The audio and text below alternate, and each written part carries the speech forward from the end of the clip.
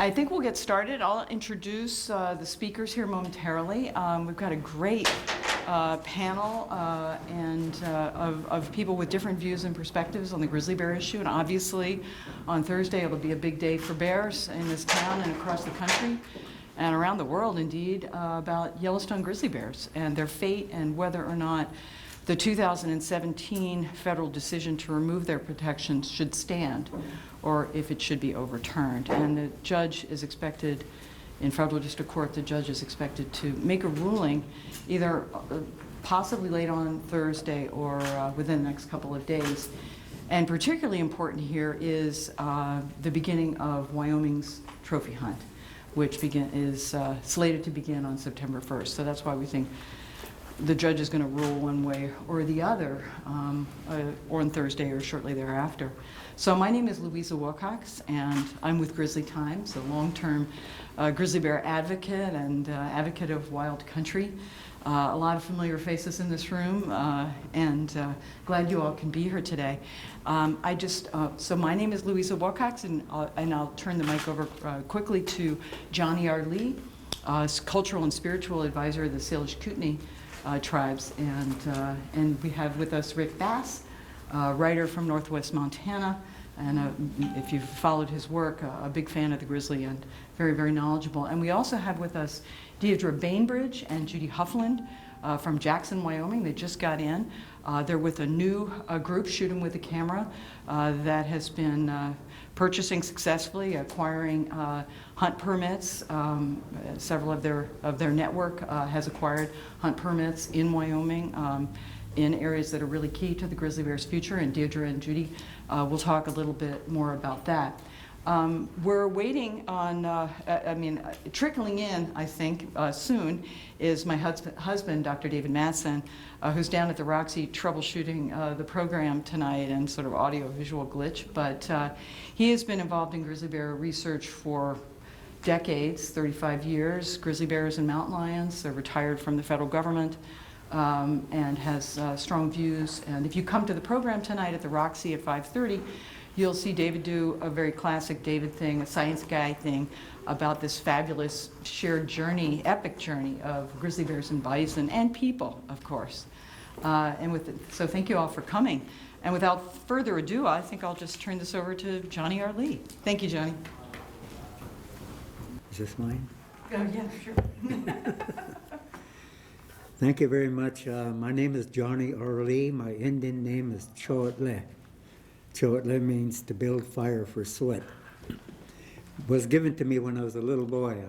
I was raised by my great-grandparents, and every time we had visitors, my great-grandfather would tell me, "Hush," which means go. "Hush, Choatle," go build fire for sweat, usually for the visitors. And after a while, one of the elders says, "Your name must be Choatle," because every time we get here, he says, "Hush, Choatle."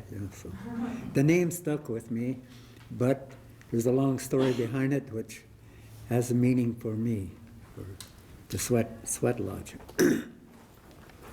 And I'm here to support the non-delisting, I guess, or whatever it is, of the grizzlies.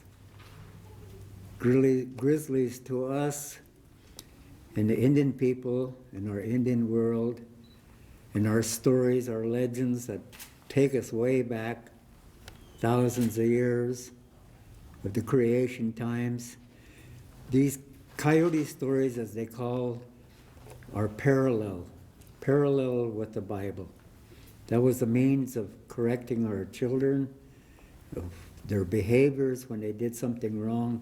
A story was told.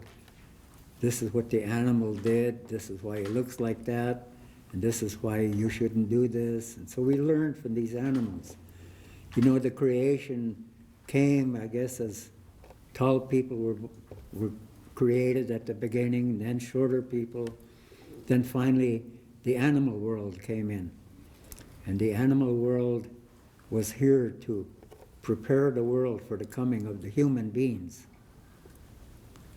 These were the stories that we had, and through all of this, all of those animals had a special role in our way of life.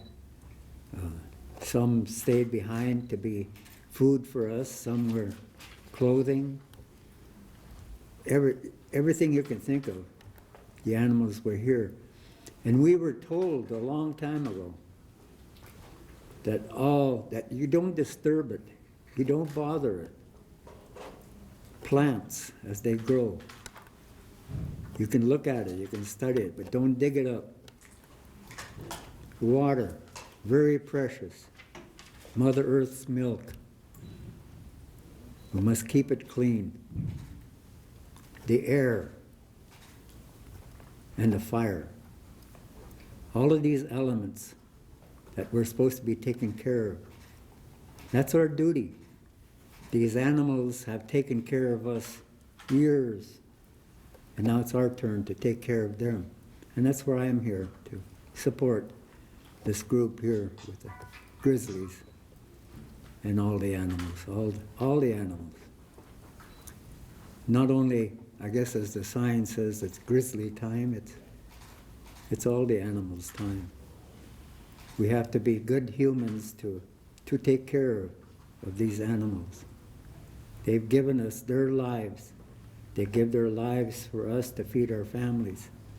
And we have rules behind our hunting when we hunt, as to be having a good heart when you're butchering, when you're killing, to make a clean kill, not to wound, to make a clean kill so that you can bring this home to your family. Many things that have been taught to us, and we still practice this on our hunting. We try to pass this on down to the younger people, to give thanks to the Creator as we make our kill for our food, so we can bring it home to feed our families, to feed our guests. And then all the medicine plants that grow, that we give back to Mother Earth what we have taken out for use. We didn't gather in a big abundance. We gathered just enough to keep us through the year for people that needed doctoring or so. All of these we had great respect for. And right now, we're in a dangerous part where they're going to turn the grizzly bear to be trophy hunted. Why? We don't eat the meat. Where's the carcass going to go? It's just going to be the hide, the claws, the head, be mounted someplace to look at. It's just in the respect of all the people that go out and take pictures and brag about things, going out on the fishing, get out there, snag a fish, and work at them for half an hour, bring them in, get a picture taken, turn them loose. When we caught a fish, it was to eat. We never threw back. And it's kind of crazy, you know, and I think what's really behind this is the dollars. The people want to make money on something, to kill the grizzly, endangering everybody. It's our fault that they're down below into our places. We're moving up higher into the mountains. We're logging roads all over the place. We're disturbing their home grounds. So they come down to lower grounds. And then they hurt somebody. Crazy world. We just need to leave things as is. We're living okay. We're doing okay. We don't need to brag. This is one thing that the people, Indian people, were told a long time ago. They were raised from a very small time. A baby in a womb was being sung to it all the time. When it was born, there was 2 elders that were appointed to give this child a name. And as it grew, they had the different teachers. Mama had to care till 10 years old. After 10, then uncles and aunties would get in, uncles, grandpas, dads, to help raise the child. 12 years old. 12 years old. Can you imagine this 12 years old? Your child, 12 years old, At 12 years old, they were considered adults at that time. You could leave the child at home to take care of the home. Can you do that today, you know? Or even to a 35-year-old person. So these things were taught to the young children of raising, to always speak the truth. To speak the truth. Never to lie. And you were taken for your word.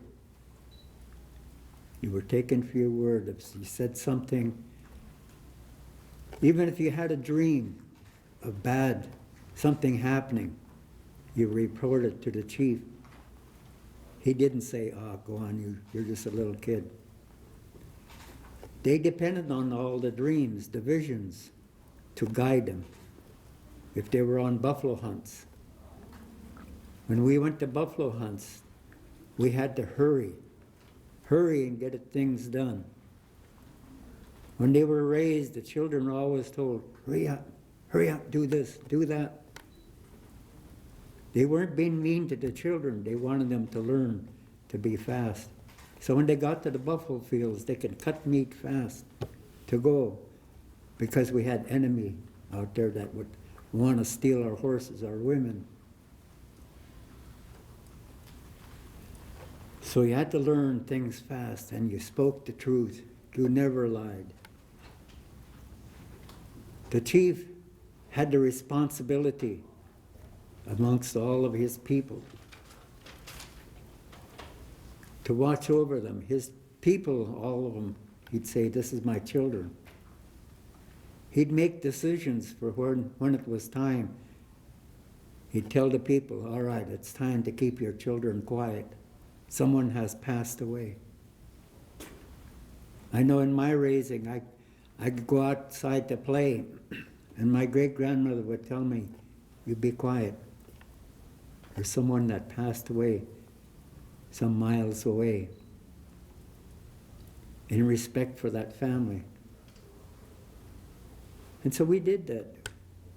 You always learn to take care.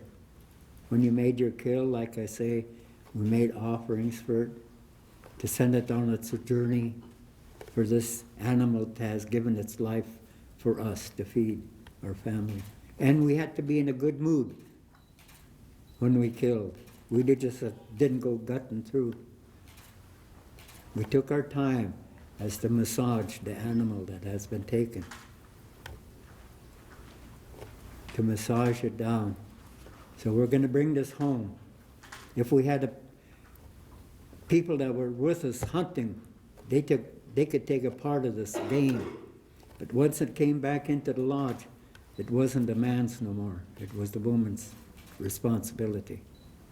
The woman could do whatever she wanted with it. She could pass it out to everybody. But her responsibility too is to have a good mood while she's preparing the food. She didn't want to be grouchy and just throw all of this meanness and madness into the food, because you're going to feed your family. You're going to feed your guests. So it was always in good respect all the way through. The hides were used for moccasins, clothing. The brains were used in the tanning. The horns used for tools. The hooves used for ceremonial purposes. All of the parts of the animal were used in a good way. We never bragged. This is one thing that was told to the people. You never bragged. You never said, "I did this, I did that." It was for a person's responsibility that say out on the battlefield, you have a friend, a companion. It is his responsibility to tell on you. When we get back to the village, your friend will tell on you and say, "He did this, he touched this, he stole this from our enemy." There is one time in our ceremonies when he's allowed to talk, to speak, to tell on his deeds that he has done. there's a certain ceremony that goes, and they escort him out in front of the tribe, and they sing the song. After that song is over, then he says, "Oh, Kwahe," and he tells his story. I did this, I did that. There was great respect all the time for all the animals, all of them. I don't know which animals are going to be next on the list to be disturbed. And we need to protect all over the world. There's natives all around the world that speak in the same way I do, probably, on behalf of the animal. But I'm hoping the Creator will kind of help people out there in the outside world to understand a little bit of our brothers and sisters, of the water, the fresh water. When we take a drink of that water, we always give thanks. We bless ourselves, we cleanse ourselves. There's a nice story that goes behind that. It's a little long, so I won't get into that, but it's a wonderful story.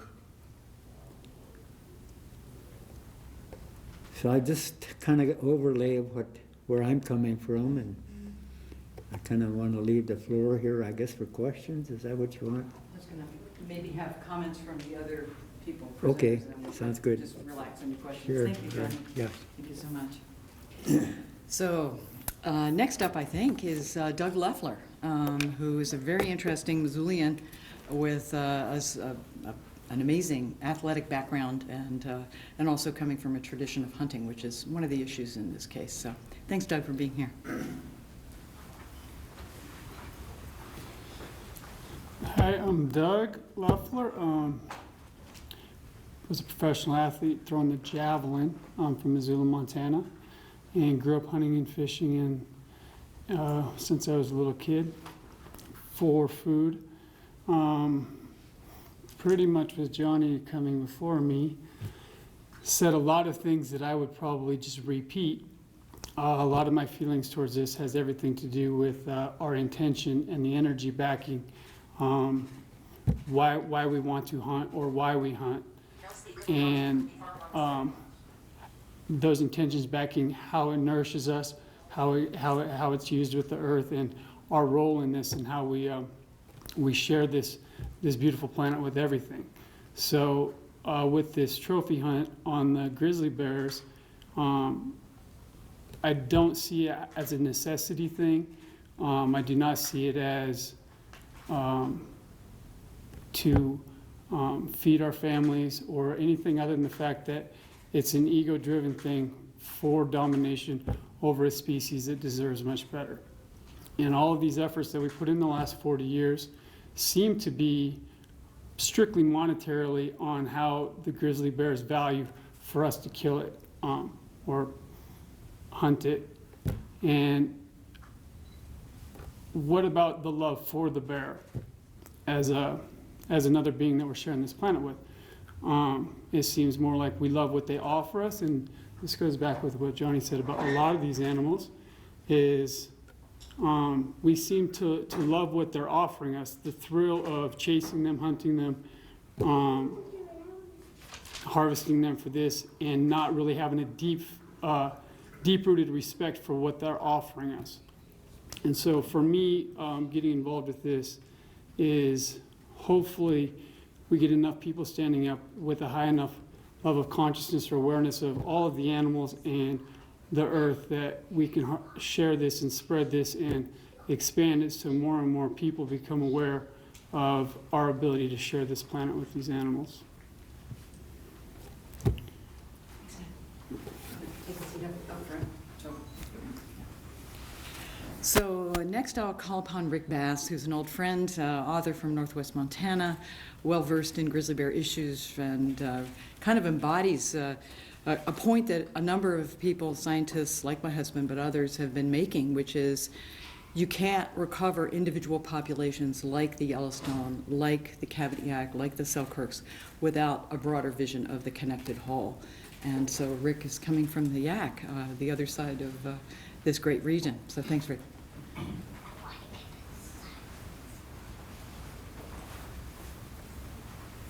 Thank you, Louisa. Thank you, Johnny and Doug. Beautiful comments. I feel awkward in the presence of y'all's grace and gentility. I get pretty angry pretty easily, and it's a negative emotion. And you know, the grizzly brings out the best in us, and it brings out the worst. You guys have celebrated the grizzly so beautifully. And being kind of on the negative side of things, which I'm struggling with, I find it ironic that the trial that's coming up in Missoula this week is oh, and I'm wearing this hat. It's like such bad manners of me to have a hat, you know, and I should take it off when I talk to y'all. But it's got Save the Yellowstone Grizzly, which, like Grizzly Times, is a very small, valiant, nonprofit group fighting for bears. So I'm advertising, but it doesn't sit well with me. It just feels really awkward. So, you know, why is the NRA, why is the Safari Club suing to kill grizzly bears? I thought their business was with armor-piercing, cop-killing bullets. Why do they want to kill Montana bears? Why does Idaho and Wyoming want to kill Montana bears? I'm really proud of the state of Montana for saying, you know, let's study this. We're not ready to go there yet. This is a little rushed. The science is all over the place. We've got people saying this, got people saying that, and you know, hats off to David Mattson and Louisa and Jesse Logan in this regard with white bark pine, western cutthroat, West Slope cutthroat. Things are changing really fast, and there may not be any science for what's happening. And global warming and climate change, again, Dr. Mattson has incredible, elegant models showing what is real, what is now. 95% of white bark is functionally extinct. This is what allows the females with young to stay up in the high country and get their protein without having to come down into the valleys to fight the big males over dead bison, because the females with young are going to lose those fights. They're not going to get that protein. Yeah, that protein's in the ecosystem, so on paper it can replace white bark pine, but as it plays out, it can't really. The science is not good. The math is different from the science, and this decision to delist prematurely was made on math, not science, not Dr. Mattson's science, not the science of climate change. So I'm really proud to be in with these small nonprofits that are just working pretty much on volunteer basis to help protect Montana's bears, to help protect all bears south of Canada till we get this sorted out. You know, again, Mattson has this incredible science. Jesse Logan has this incredible science that I urge any of you to dig into on any of these websites if you're interested.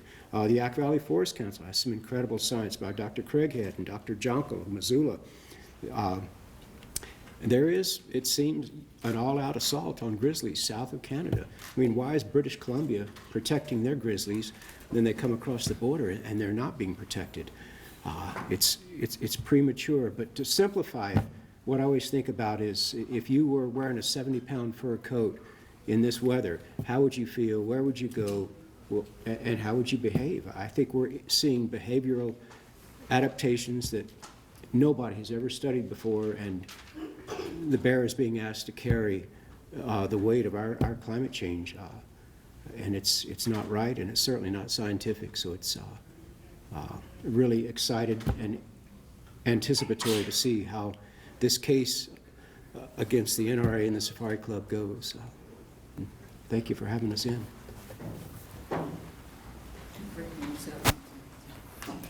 Thank you, Rick. And introduce next a dear friend, an old friend from the other side of the Yellowstone ecosystem in Wyoming, Deirdre Bainbridge. A little tiny snippet on Deirdre. She comes from a hunting tradition and background as well. And one of her major professors in college was Starker Leopold, who maybe some of you in this room know Starker's father, Aldo Leopold. So a long and proud tradition of conservation that Deirdre learned from at an early age, and she's going to come up with Judy Huffland, also from Jackson. And we'll have a couple of, I think three more Jacksonites coming in the next day or so for the festivities and activities on Thursday. So thank you, Deirdre. Thank you, Judy.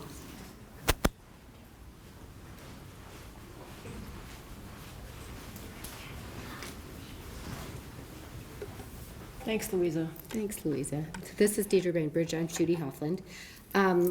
In early July, a group of people who love bears got together, and we decided to brainstorm on what we could do to help protect the bears. A lot of it was because we thought it was just too early, for a year ago for the bear to be delisted, and Wyoming to be the state that allows up to 22 grizzly bears to be killed seemed really scary and extreme to us. So we came up with this idea, Lisa Robertson, one of our colleagues as well, to apply for tags. So Fish and Game would be happy because we'd be paying for the application fees, but anybody who did it with our support had to agree to shoot it with a camera, not a gun. And it took off like wildfire. It was crazy, and it really signified to all of us that it's a minority. It's a really small minority of people who actually want to kill grizzly bears. We believe that the majority of people would rather drive through the parks, get the excitement and pleasure of seeing these beautiful animals, help tourism in all of the states where these beautiful bears are. And that started shooting with a camera.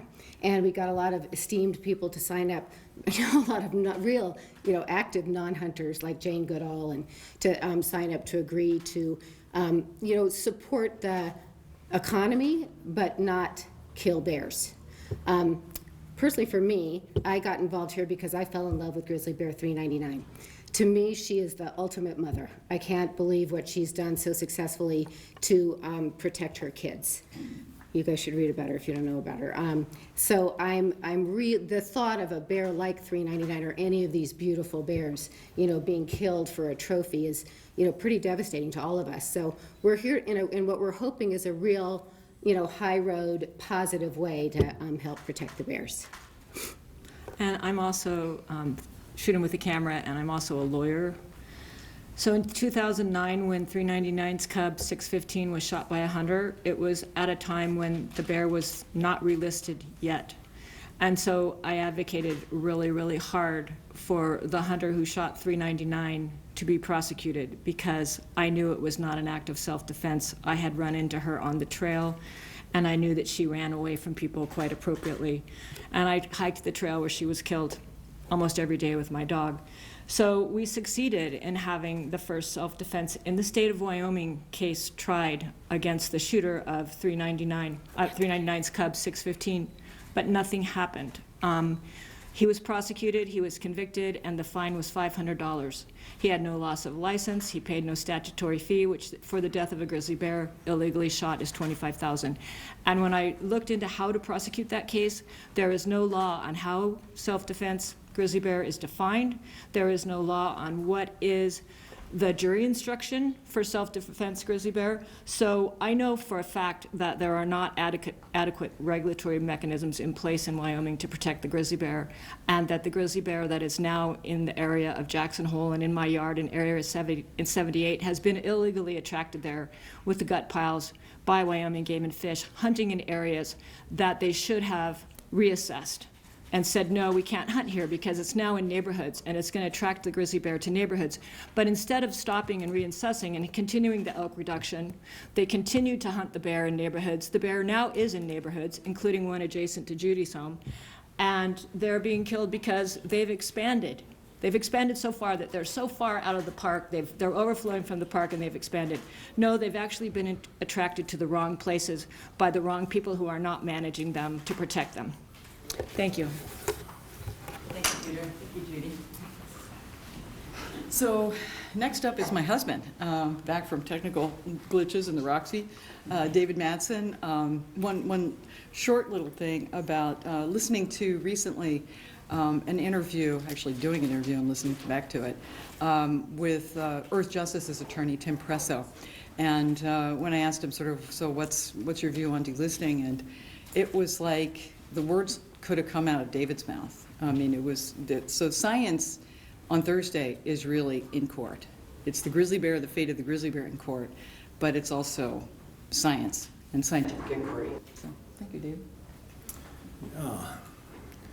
Dave. So briefly, I guess I'd just like to emphasize why science is again a center of attention in court this time around. The analysis by the Fish and Wildlife Service has yet again failed in many ways and at many levels. Just as you might recall, the Fish and Wildlife Service tried to delist Yellowstone grizzly bears back in 2007. The courts overturned that, basically told the Fish and Wildlife Service that they had failed to adequately assess the consequences of losing whitebark pine. And whitebark pine was a major source of food for grizzly bears in the ecosystem. Well, as it turns out, this time around, yet again, the Fish and Wildlife Service has failed to adequately assess the consequences of losing whitebark pine. More specifically, the fact that by virtue of bears compensating for loss of whitebark pine, by eating more meat, we have ever more bears dying because of meat-related conflicts. For the first time ever, we have grizzly bears eating lots of meat from livestock.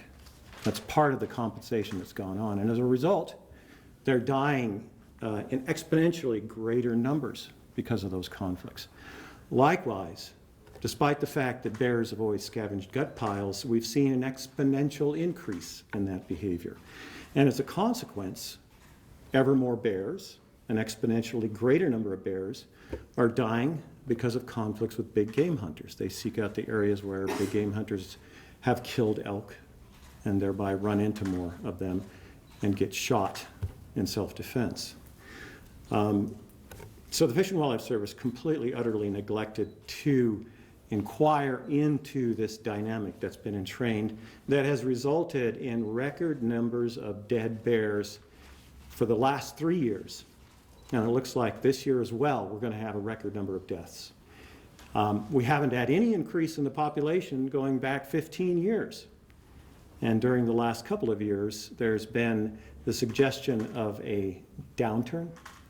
I suspect that that will become more accentuated in the future. So there is good reason to be concerned about the failure of the Fish and Wildlife Service to look at this unfolding dynamic.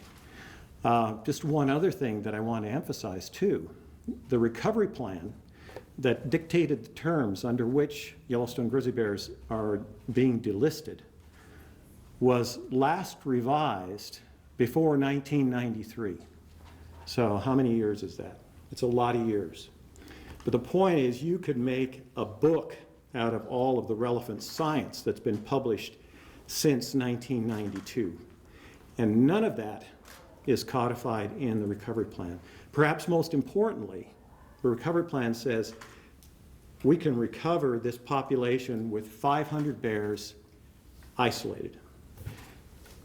Just about all the research that's been done since 1992 has shown that that does not constitute recovery.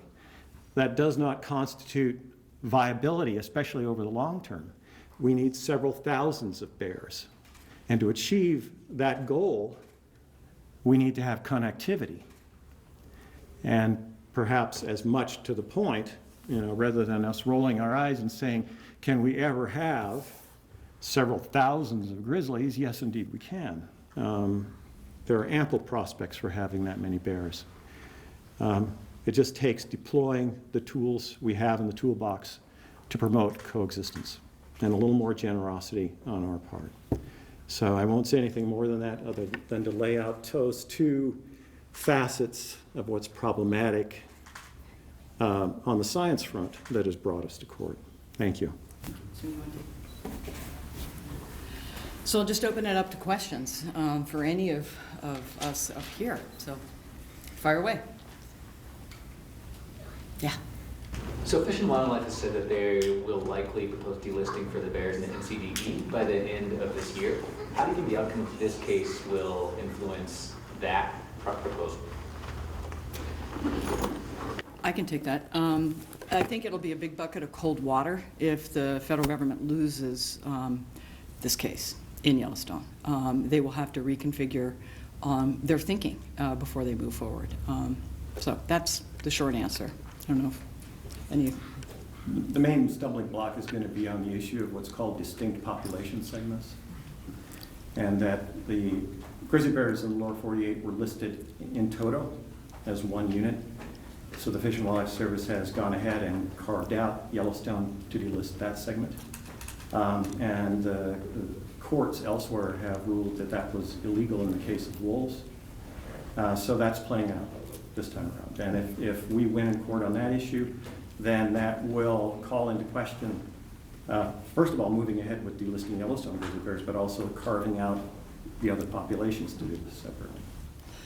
One of the things I'll add is Nick Arrivo is the attorney for the Humane Society of the United States, who was one of the lawyers involved in litigating this issue successfully on it involved ultimately the relisting of Great Lakes wolves, and he's arguing the case for Humane Society. So the issue is very much in play in Yellowstone with grizzly bears as well as wolves.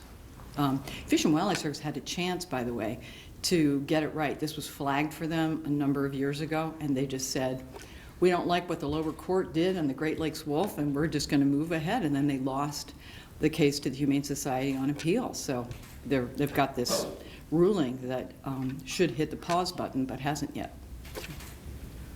A question. Connectivity, all the populations, subpopulations, essentially functionally isolated. 4 bears in 50 years have gone from the yak into the cabinet, or the cabinets into the yak, across a half-mile corridor. There's not enough bears to create a territorial imperative to disperse. NCDE, Yellowstone, they're still isolated. Why? Where's the science that says the way to enhance connectivity and dispersal is to shoot any bear that comes out of the park? That's what we're asking for, and then we're going to kill them when they do it? No. Any other questions? There have to be other questions. Yeah. I got one. Yeah, go ahead. What do you say to folks who claim that the grizzly hunt will make bears more fearful of people and avoid some of those conflicts, over livestock, over crops, over things like that? Yeah. You want to take it too? Yeah. Amen and hallelujah, brother. Yeah, so that's a common claim. All we can rely on to inform that issue is anecdote and assertion.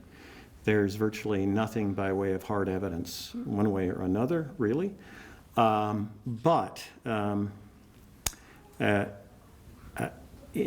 people have often said, as I say, if you've got animals that are relatively solitary, how can other animals learn from one of their kin being killed when it's 20 or 30 miles away? And even if somehow we could instill fear in the bears that survived, think about a dog that is afraid of us, as opposed to one that is calm and well-disposed towards us. I would much rather be near a dog or around a dog that was unafraid and calm in terms of my own safety, as opposed to a fearful dog. I mean, it may be that a fearful dog or a fearful bear would stay away from us, but given the inevitable encounters, the outcomes will be worse. I think that's just a fundamental of animal behavior. Anyway, I won't go any further other than maybe as far as that. Yeah, go ahead, David. Yeah, sure. Well, I think from the point of view of, let's just talk about killing a bear and what's the legal deterrence. We have so many bears that are shot by hunters every year, whether we want to say it's legal or not. There aren't any laws that define how legal it is. And these bears that are killed, this year we already have 4 sows with cubs that were killed, I think in all of them in Wyoming, but at least 3. And so we're already above any kind of limit. And those bears are being shot by people regularly every year. Every year hunters are shooting bears, and in large numbers, over 50. So let's talk about the reality of that. Have those bears been scared away from hunters? No. They're still around, they're still hyperphagic, and they're still going to be around hunters. So shooting them to make them afraid of people is obviously not happening. They're shooting them all the time. So that's just a stupid story. Well, and just to be clear, it's big game hunters pursuing elk for the most part. Right. It's the ungulate hunters. where we've got piles. Yeah. In terms of can you elaborate more on the food depletion issue and if there's any scientific studies of what they're eating and how they're compensating and how that's having an effect on their long-term viability? Well, there's unambiguous evidence that with loss of 70% of all the cone-producing whitebark pine in the ecosystem in a short 10-year period, loss of functionally the extirpation of cutthroat trout as a food, that there is unambiguous evidence that they are eating more meat.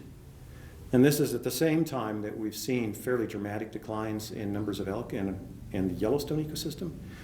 Elk herds are over objective just about everywhere else, but in Yellowstone we've seen a fairly substantial decline. So at the same time that bears are relying all the more on meat, there's less of the native meat on the hoof. Hence this, and the trends in numbers of bears dying because of conflicts over livestock encounters with big game hunters is also unambiguous. The one other food they're turning to, the other remaining of what I call the big four foods, is army cutworm moths. We have an X number of sites up in the alpine. It's remained fairly static over time. And then you look at the number of bears on those sites, and it's puttered along, and all of a sudden we've seen this spike. So I don't doubt that bears are going to moths as well. And by contrast, that is actually a fairly safe food because that is in some of the most remote parts of the ecosystem. Right. But nonetheless, this turn to meat has resulted in a fairly dramatic increase in total mortality of bears, and this, what looks like an incipient downward trend to the population, and because of lag effects in terms of recruitment of young and so forth, you don't see an immediate registration of that kind of mortality in terms of bear numbers. That usually plays out over a 10-year period after that. Yeah. Deirdre or Judy, I have heard that one of your group has won one of the Wyoming hunt permits. Is that either of you, and what do you intend to do with it? So our group applied for tags in the area 1 to 6, which is the area most immediately in the surround of Grand Teton and Yellowstone National Park. And 10 tags were issued for that area 1 to 6, and our group actually did succeed in winning 2 of those tags. So one of the winners is Tom Mangelson, who is a very well-known wildlife photographer and has made our Bear 399 famous, and her cub 615, who I cared about. And the other one is a woman named Kelly Mayer, and she's number 2. So if actually there is a hunt, which we pray there isn't, Kelly will most likely go out and she will shoot with a camera. And so will Tom Mangelson. So we will have 20 of the 60 days that one could potentially be trophy hunting the bear in our region. We will have 1/3 of those days with hunters who are shooting them with a camera, not a gun. What did that cost? Because they were both residents and magically of Teton County, Wyoming, $603 each? Yes. One thing I will say is, though, that did make us as non-consumptive users of wildlife or participants in wildlife management consumptive, because we have tags. Our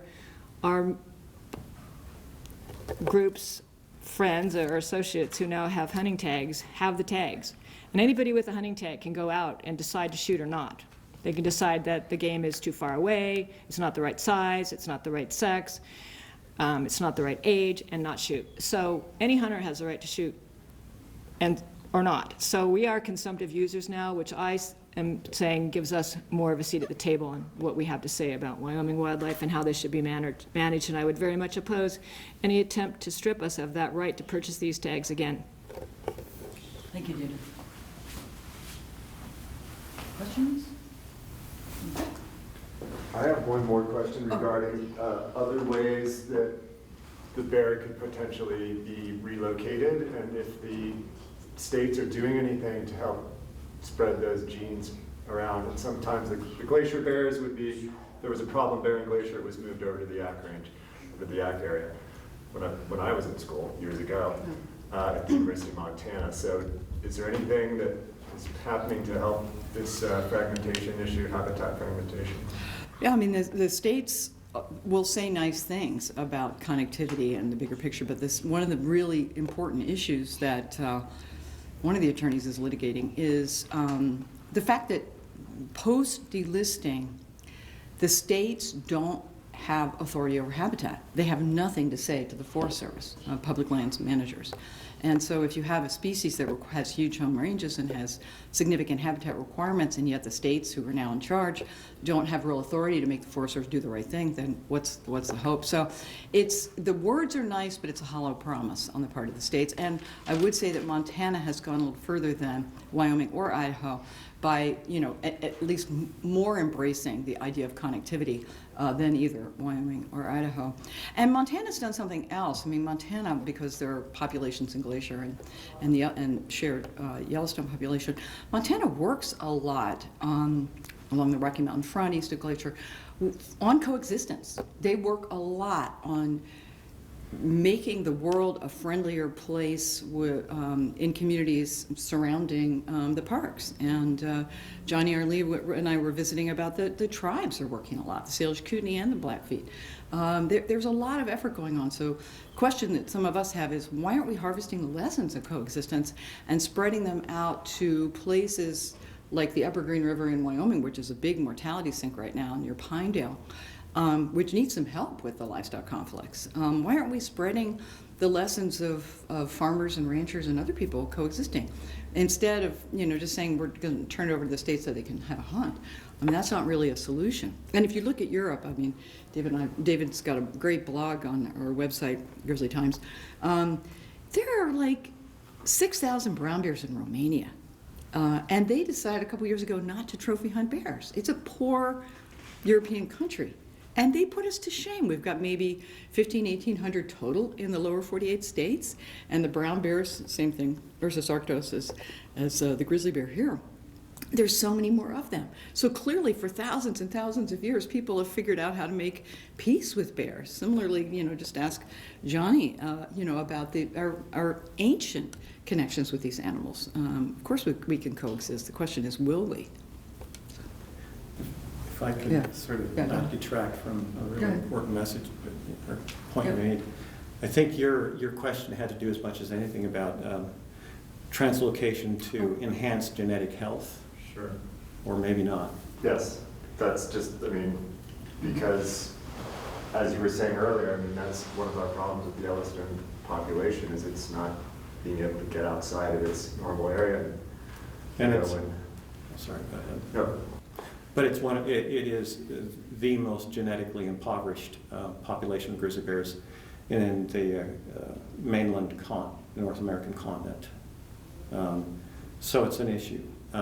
But I think what's overlooked is how much of a logistical effort that would be, because it's not about just dropping a bear in. Right.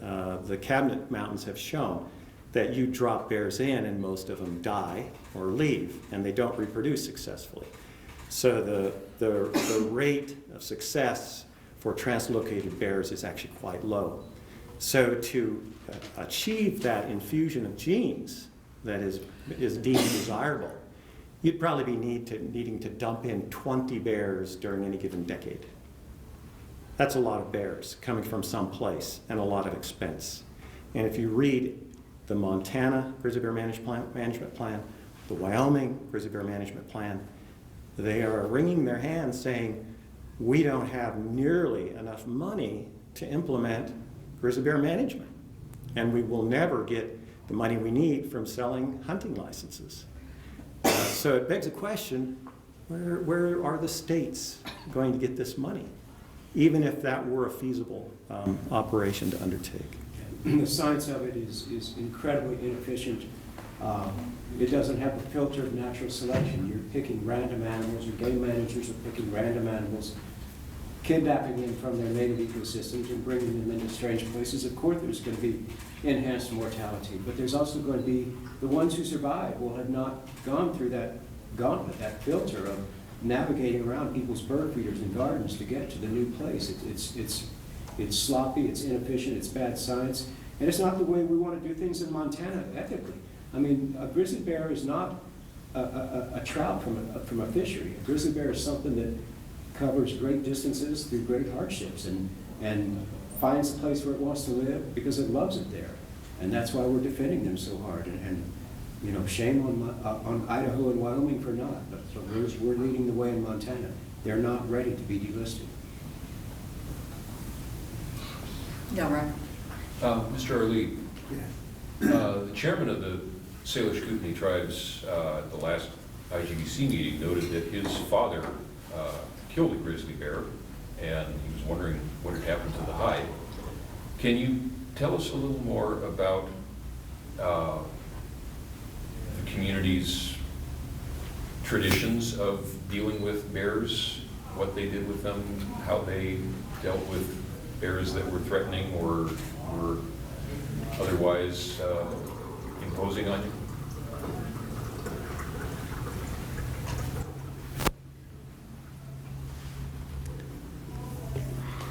My great-grandfather, he was a successful hunter. And one time he was hunting near the reservation line on horseback, and he was coming back down the hill to camp. And the grizzly bear stood up. And this is the sign for, Indian sign for grizzly bear. They mark their, on the trees, their sign.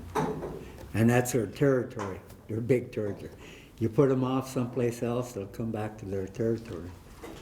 But my great-grandfather had an encounter with this grizzly. The grizzly stood up, was challenging him. And my great-grandfather got off the horse and he talked to him in Indian. He says, I didn't come here to get you. I'm not here to look for you. I'm not hunting for you. I'm hunting for my family. Just like you are. You're hunting for your family. So, but if you want to fight, he says, I have a weapon here that I can hurt you. And he said that grizzly bear got down and walked away. And that's what he told me. He says, you don't have to be afraid of them. Just talk to them. There's so much fear today in this world. The tiger shark, the man-eating shark, and everything else. And we create this. The movies create this. And we're so afraid of things. A long time ago, let me get back to a long time ago, how that world was with the people. They knew that all the animals were there to prepare. When the animals were ready to separate, to go their different directions, they had a meeting. And they said, we're going to go to these different places and wait for a human to come and find us. As I said before, when that kid was 12 years old, he becomes a man. And the elders seem to know that at 12 years old, you're started to get into temptation, different things. And so the parents will send this child, a boy, to the mountain maybe, on a vision quest, without any weapons, any food, no water, but instructions with sage, his smudge that he has, to keep himself concentrated on why he's sitting on that mountain. And the people are hoping that this child will get a gift, that one of these animal spirits around, water spirit, rock, plants, might come down and have pity on this child and give it a song. And these things here, that they had so much faith in the animal, they didn't worry giving them a weapon or so. They had faith in the mountain lions wouldn't bother them, the bears. That's how much trust that they had a long time ago. If we could kind of reach back into that era and teach our children not to be afraid of things, you know. This world was prepared for us, for all of us. And we kind of control, we take over, we put a fence around her, no trespassing. The bears can't read those. You know, maybe what we should do, maybe have a education aside for grizzly bears so they can learn to read, you know. Maybe we should say this is a dump, keep out of the garbage, you know. We kind of cause all of this. We move them around. We're just disturbing Mother Nature, and we should just leave Mother Nature alone. People up on the Flathead Lake, nice lake, good fish. So they decided to put some Kootenai salmon in there. Oh, it was nice, good salmon all over. So they decided to help the salmon out. They gave them some shrimp. And the shrimp ate the salmon eggs. No more salmon up there. Then they put in this big Mackinaws. Now they're having derbies up there trying to get the Mackinaws out. Human beings trying to do something. Crazy. Leave them alone. Thank you, John. Thank you. Yeah. So thank you all for coming, and we'll be around if there's any further questions or you want to chat some more. So thank you, Johnny and Rick and Doug and David and Deirdre and Judy. Yeah. So thank you all. It is my distinct pleasure to kick off an evening. It's going to be a wild ride, so strap in tight. And I would like to introduce first Johnny Arlee, who's a spiritual and cultural advisor for the Salish Kootenai tribes, people from here.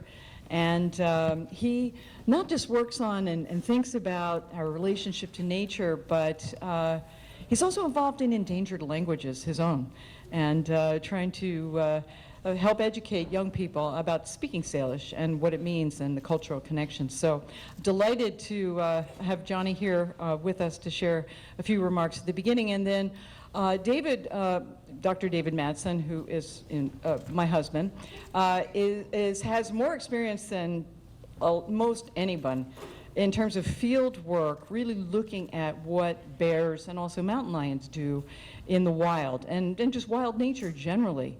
He did a share of involved in collaring and following, and mostly following, but he's really thought deeply, and he has positions with MIT and Yale and Northern Arizona University, and he's not just a science guy, cost science guy. He's actually got a background in the policy sciences, which he teaches as well. So if you hear a science guy talking about the importance of what goes on between your ears, it's because David actually thinks about such things. So without further ado, Johnny Arlee. Thank you.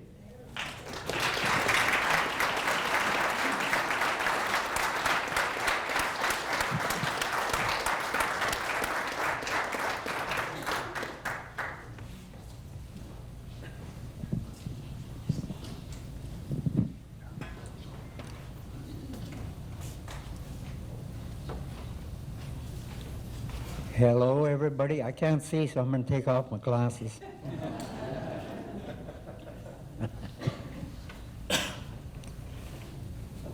It's a pleasure and an honor to be here. Be here on behalf of my brother, the grizzly, and all the other animals. To start off with, I'd like to say a little prayer for all the animal world out there that some we squash, some we slap, you know. But they all have a spirit. They all have a gift. So we'll ask the Creator for blessing for all of us here, for understanding.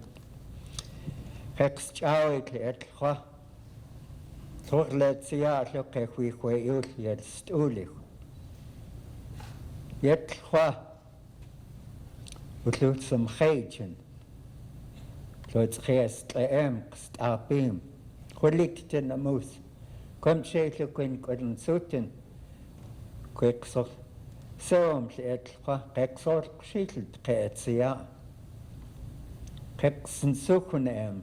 Lunk udlemis. So it's ya you. My prayer for the great grandfather, the Creator Spirit,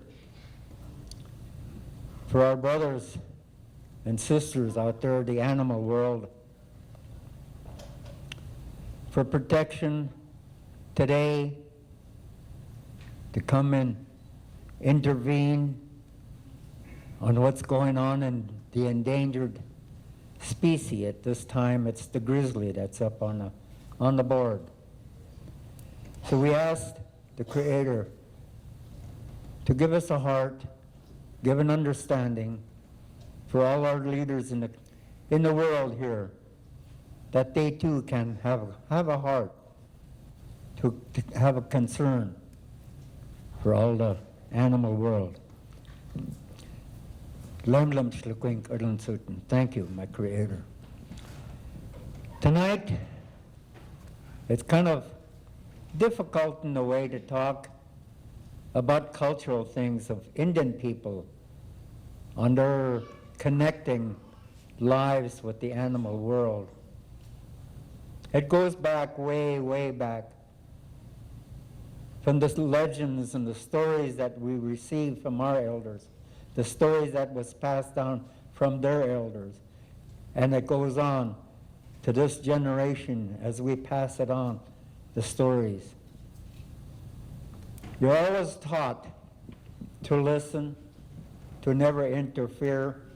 When someone speaks, you listen until you have a break in there to say your comments.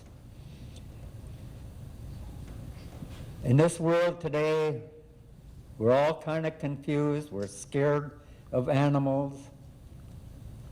We're afraid to go out in the woods. But a long time ago, there was trust. In the first creation of world, it was destroyed. Then the flood came, destruction. Then the Creator created animal world and instructed all the animals that they had a purpose to do, to prepare the world for the coming of the human beings. And when time came when human being was to come into the world, the animals all had their meeting. And they said they were going to go to different places and wait for a human being to find them, that they had something to give them.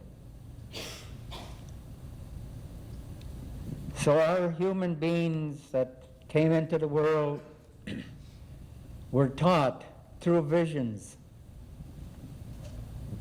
taught of medicine, the plants that grow, how to use these medicines to heal, the berries that we picked, the fish that swam, the clean water that we have, the rock spirits, the tree spirits, the birds, and the fresh air, everything. We had the four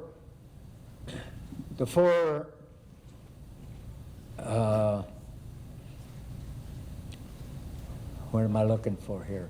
It's hard to speak English, you know.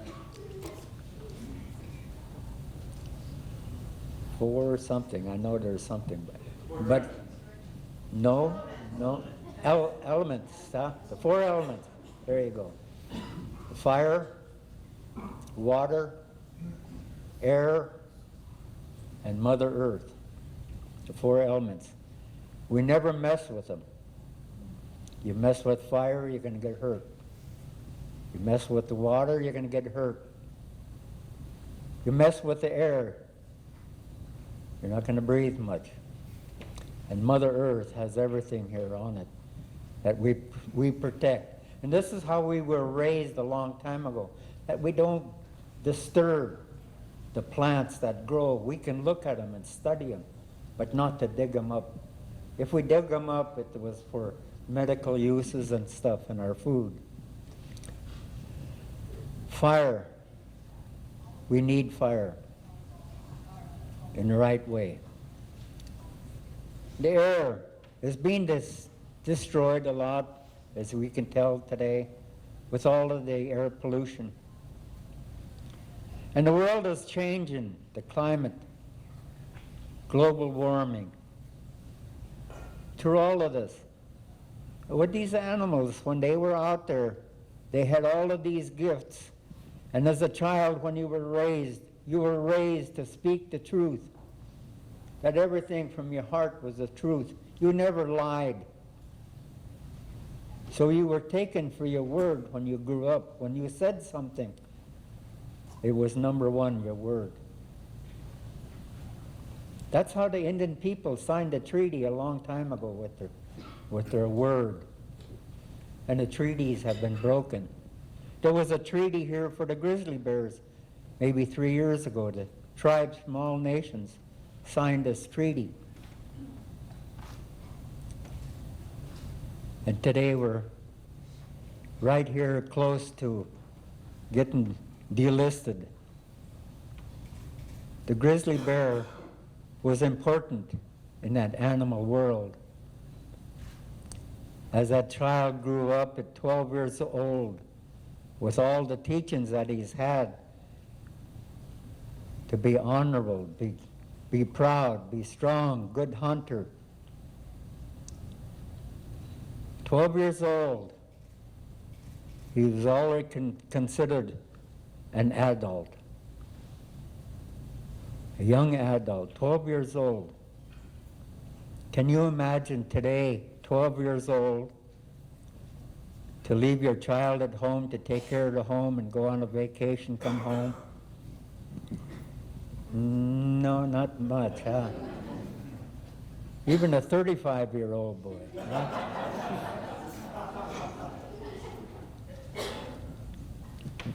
So the teachings a long time ago were very strict for the native people, their beliefs to respect everything. All the animal world, everything that grows, the little bugs that crawl. We teach our children, don't play with them. You can look at them, go. You can look at them, don't bother them. And they learn, they remember this. And we need to reteach all of our people to have that heart for our brothers. The animals took care of us all for a long time. It's our turn now to protect them, to take care of them, to help them. And this is the world that we're in today, at this final stages of decision from the judge. I hope his word is do not disturb. And this is what I'm supporting here as a cultural person, native person, and we're on a disabled list here too. We're very few of the cultural people. And we need this to keep surviving, to share with everybody, to learn. And I think at this time, I'd like to really turn it over to David. He's done a lot of this study with the grizzly bear, the other animals. He was raised in the Black Hills with the Sioux people there, so he knows the heart of the Indian people. So I'd like to introduce Dr. Dave Mattson, please.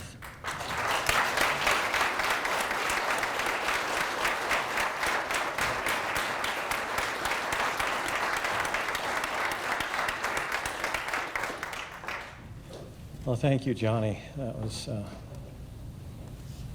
great. So I'm a firm believer that all of us humans are creatures of story. And I don't think I'm any different as a scientist. I think we scientists tell stories. And so that's what I'm going to try to do here tonight. Hopefully in an engaging way. Unfortunately, there's going to be a lot of science geeky kind of stuff, but I hope not in a way that's tedious. And it's about two species that have long fascinated me, bison and grizzly bears.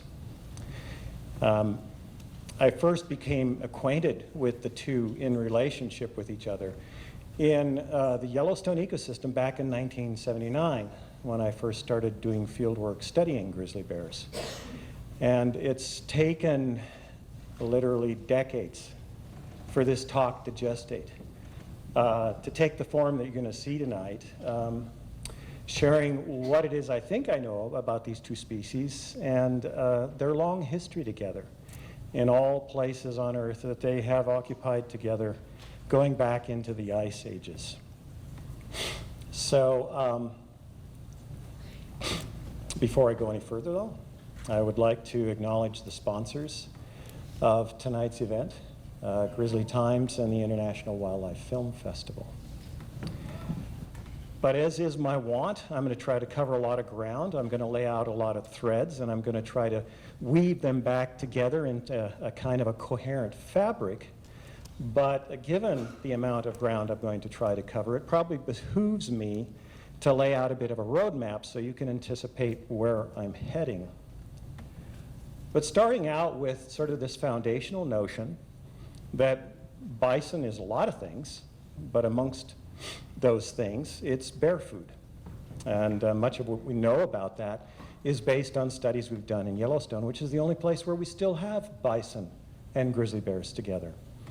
Thence, I'm going to start on a journey through history, back in the ice ages, tracing the places and the times where bison and grizzlies shared space.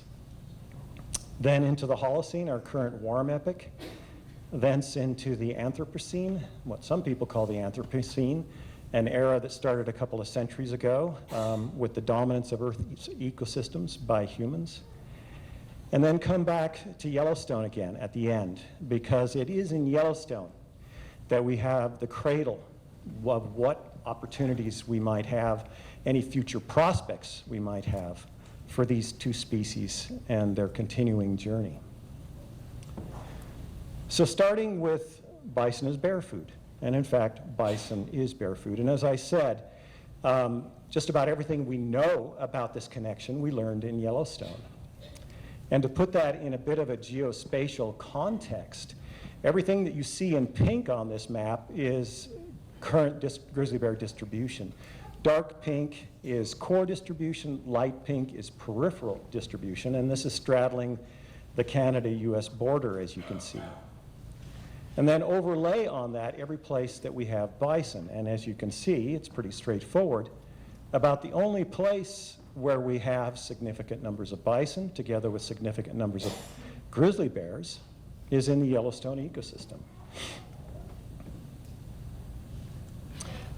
So we're fortunate in having studied this connection between bears and grizzlies over a long period of time in the Yellowstone area. I was part of these studies between 1979 and 1993.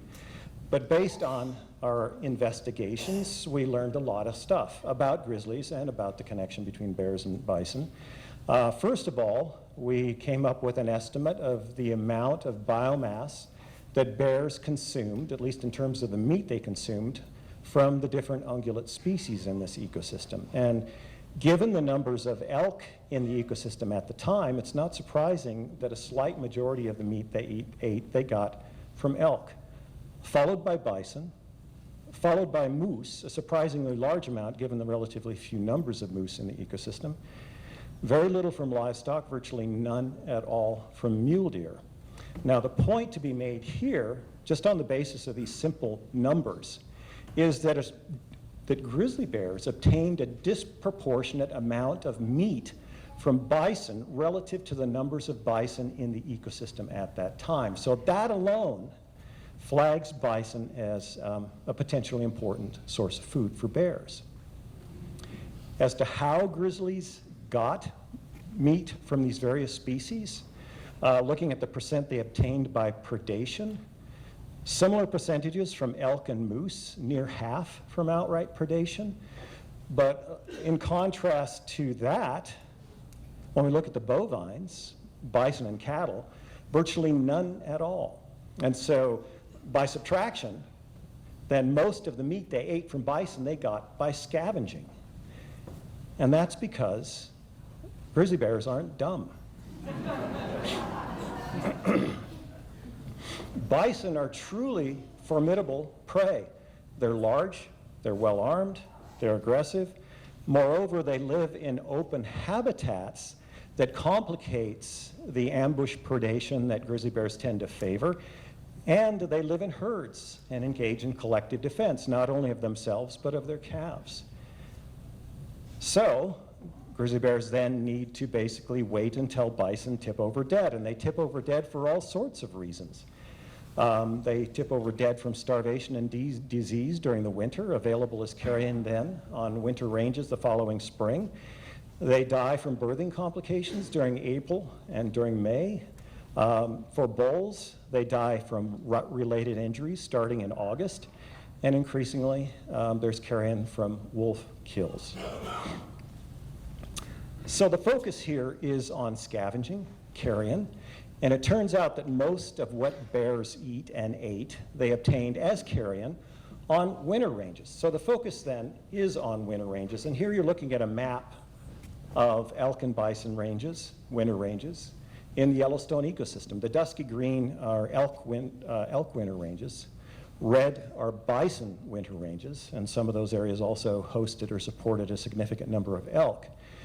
But with those winter ranges in mind then, we went in, and in all of the areas delineated by dashed yellow lines, we established transects that we visited repeatedly during a given year, year after year. And based on that fairly in-depth inquiry into what bears were doing on winter ranges, we learned a lot.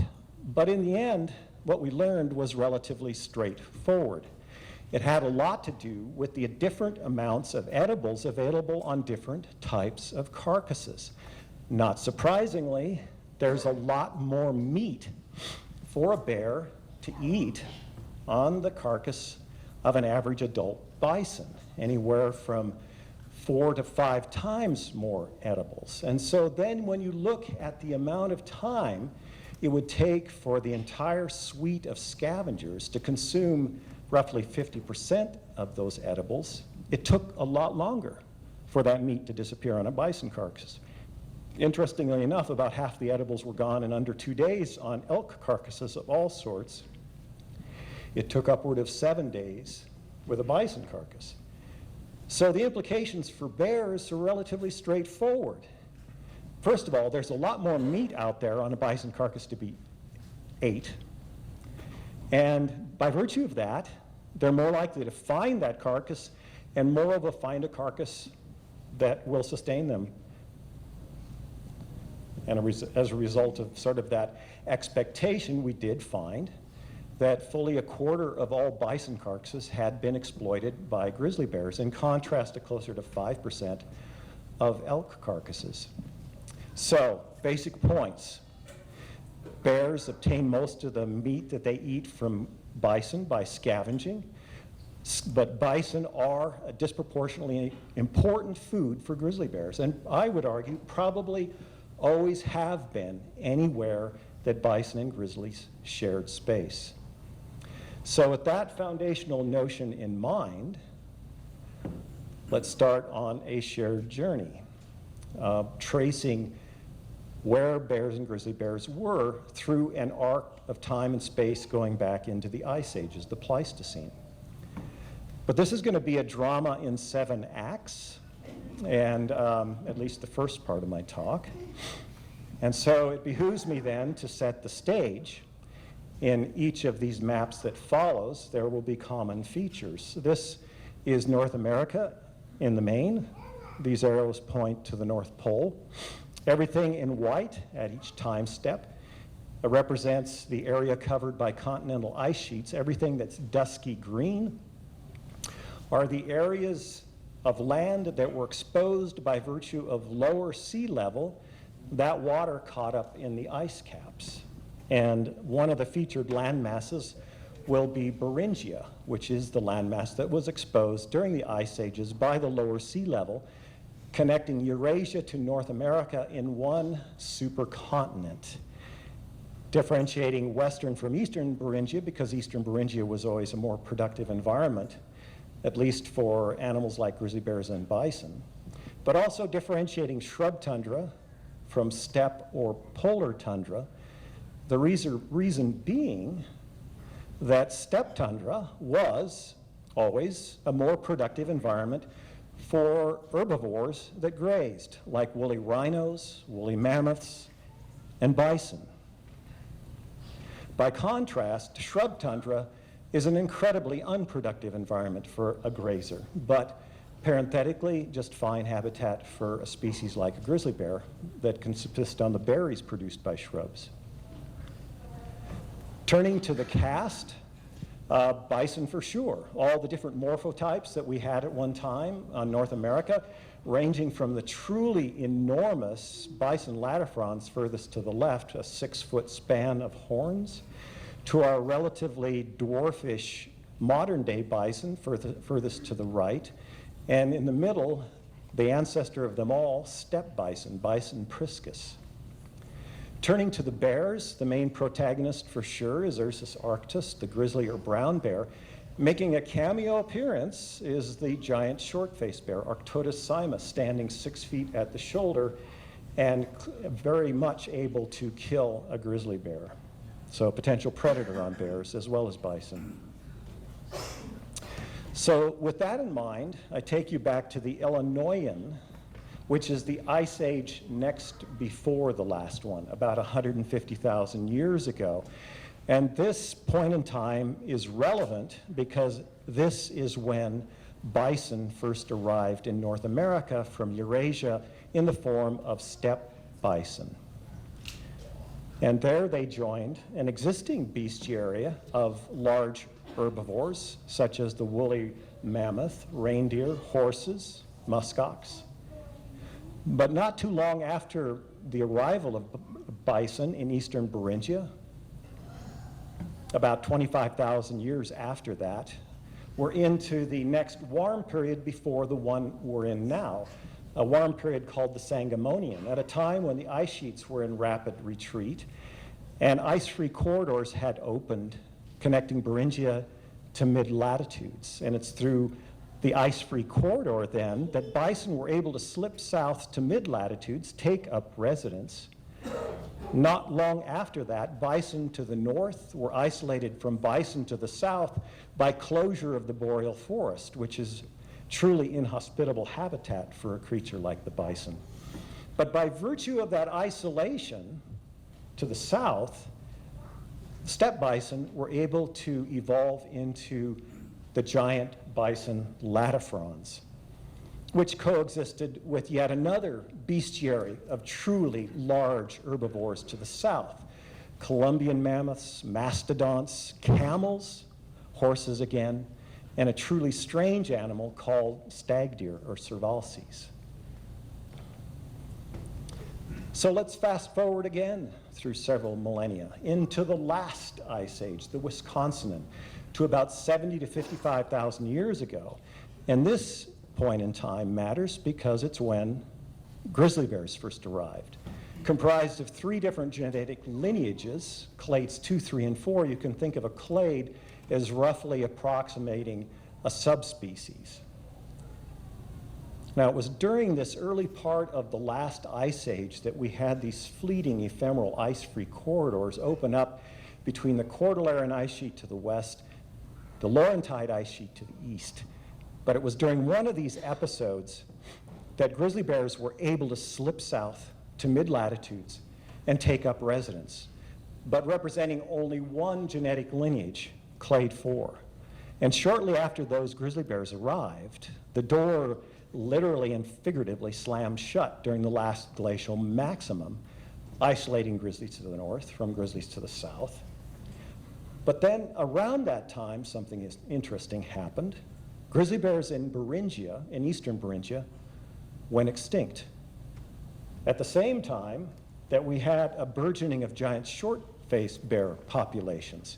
And there have been more than a few people have speculated that the demise of grizzlies was linked to not only competition from giant short-faced bears, but also to outright predation.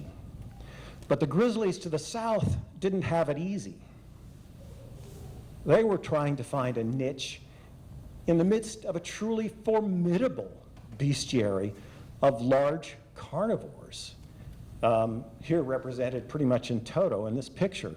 You had, again, the giant short-faced bear. You had a different species of short-faced bear. You had the Florida cave bear. You had the dire wolf. When we look at the cats, we had our version of the lion. We had the dirk-toothed cat. We had the saber-toothed cat. We even had our version of a cheetah. And the largest of these carnivores could definitely have killed a grizzly bear. So I envision grizzlies as leading a relatively furtive existence on the edges during the middle of the ice ages. And of course, all of these large carnivores, to some extent, were subsisting on meat from the large herbivores.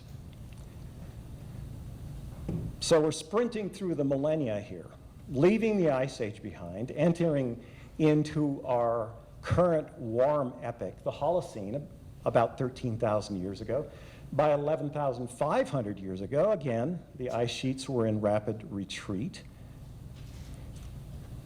Notably, for our history, we had a recolonization of eastern Beringia by two new waves of colonizing grizzly bears, but all of a single genetic lineage, clade 3, at the same time that giant short-faced bears disappeared.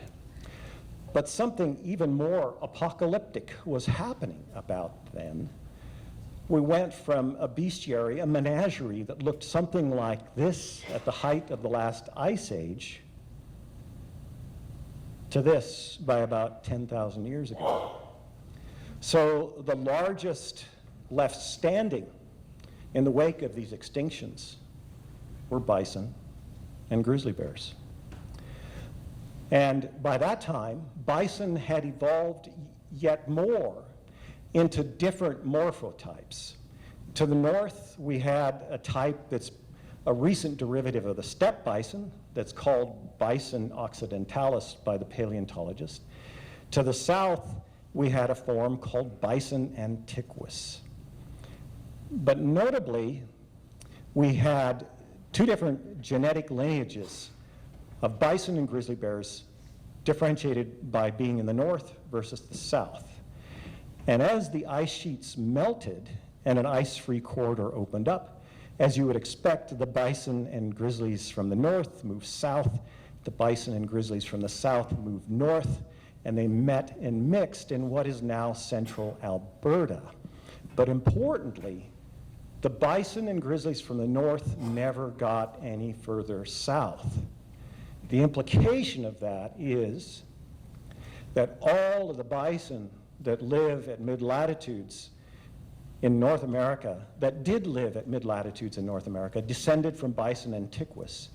And all of the grizzly bears that lived south of southern Alberta and southeastern BC into Mexico were of this clade 4 lineage, a truly unique lineage of bears. Now, the important thing to note, too, is that clade 4 grizzlies went extinct everywhere else on Earth but in this part of the world, with the exception of one small remnant of clade 4 bears that hangs on in Hokkaido. So again, fast forwarding through several very fascinating millennia, to say circa 1400 AD, somewhere around there. What you see in green is the reconstructed distribution of grizzly bears after a certain amount of waxing and waning. Now, this distribution represents certain anomalies, like why weren't grizzly bears further east in any numbers in the boreal forests? They can do just fine in the boreal forests of Eurasia, but that's a whole nother talk. What's relevant to this story, though, is the anomaly at mid-latitudes. Why didn't we have grizzlies in our eastern deciduous forests? And yet brown bears do just fine in deciduous forests in Europe. So it turns out that that eastern margin of the grizzly bear distribution coincides almost exactly with the transition from short and mid-grass to tall grass prairie.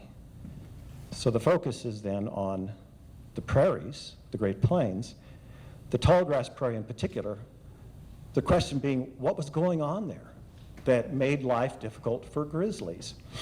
Well, I suspect that tall grass prairie is only indirectly implicated. I think what was more of a factor has to do with the other large-bodied omnivores on this continent, specifically people, for one. Humans have always existed at their highest densities at mid-latitudes in the eastern deciduous forests. This is going back 13,000 years or more. And humans were not only learning from bears, but they were competing for shared foods. And humans were meting out a certain amount of mortality in defense of life and property, if you will, and for other reasons. But also, notably, it's in the eastern deciduous forests that densities of black bears have always been highest. So here again, you have another competitor for shared foods to the east. Now, what would have intensified this competition is where the shared foods were concentrated, which was along these west to east trending river corridors.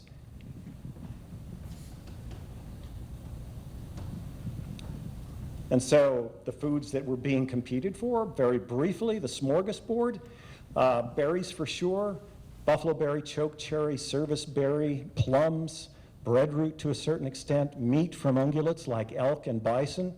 But when you look at what defined the dietary niche of bears on the Great Plains, it was scavenging bison carcasses. People weren't much interested in carrion or the remains of animals that they hadn't killed themselves, and grizzly bears can easily dominate a bison carcass to the exclusion of a black bear. So here again, we circle back to what we learned in Yellowstone, the importance of bison, not only just that, but the importance of bison as carrion. So then that brings us to bison. And what was happening to bison? Here I'm saying bison pre-1500 AD, a pretty pregnant period of time, as you probably all know. Where were the bison for most of the Holocene? And here I've recast the physical environment from biomes of the Great Plains to just simply areas where we had an abundance of tall and short and mid grasses. What I show here, each one of those dots represents the remains of bison that were found dating back through the Holocene pre-1500. Not surprisingly, there's a striking correlation between where bison lived and where there was grass. Notice the dearth of locations from eastern North America. Now, it was different going back into the Pleistocene. We're talking about the Holocene here. And so we can generalize that distribution to look like this in the main, and within that core bison distribution. And we can then overlay on that where we had grizzly bears, so we have a joint distribution. And I would argue that everywhere within that area of overlap, bison was an important source of food for grizzlies, if not a critical and defining food for grizzlies. And note, too, that this area of overlap represents close to the majority of the distribution of grizzly bears at mid-latitudes. So a non-trivial food. But things were not static for bison through time during the Holocene. The height of these bars just show the abundance of different herbivores going back through time, starting at the right, at the present, back 14,000 years farthest left. The dark brown shows the relative abundance of bison during that time period. Orange shows the relative abundance of other mega herbivores, which were rapidly going extinct, pretty much gone by about 9,000 years ago. Now, you would expect, with all of those competitors for shared forage having disappeared, that you would have an explosion of bison numbers, but you didn't, not until about 3,000 years ago. So it begs the question, why not? And I think it has a lot to do with what was going on with the mid-Holocene climate. Probably drought. And as it turns out, we had some epic mega droughts during the middle of the Holocene. The intensity of each one of those vertical orange bars corresponds to the intensity of drought. The most epic of droughts has been called the altithermal, and I have no doubt that those drought conditions and the relatively poor forage that arose from that kept bison numbers depressed. But something else was going on with bison through time. They were getting smaller. Each one of those dots is a reconstruction of the size of the bison based upon the skeletal remains that have been found. So you can see that they're getting smaller. And we lost the truly largest forms of bison right with the start of the altithermal drought.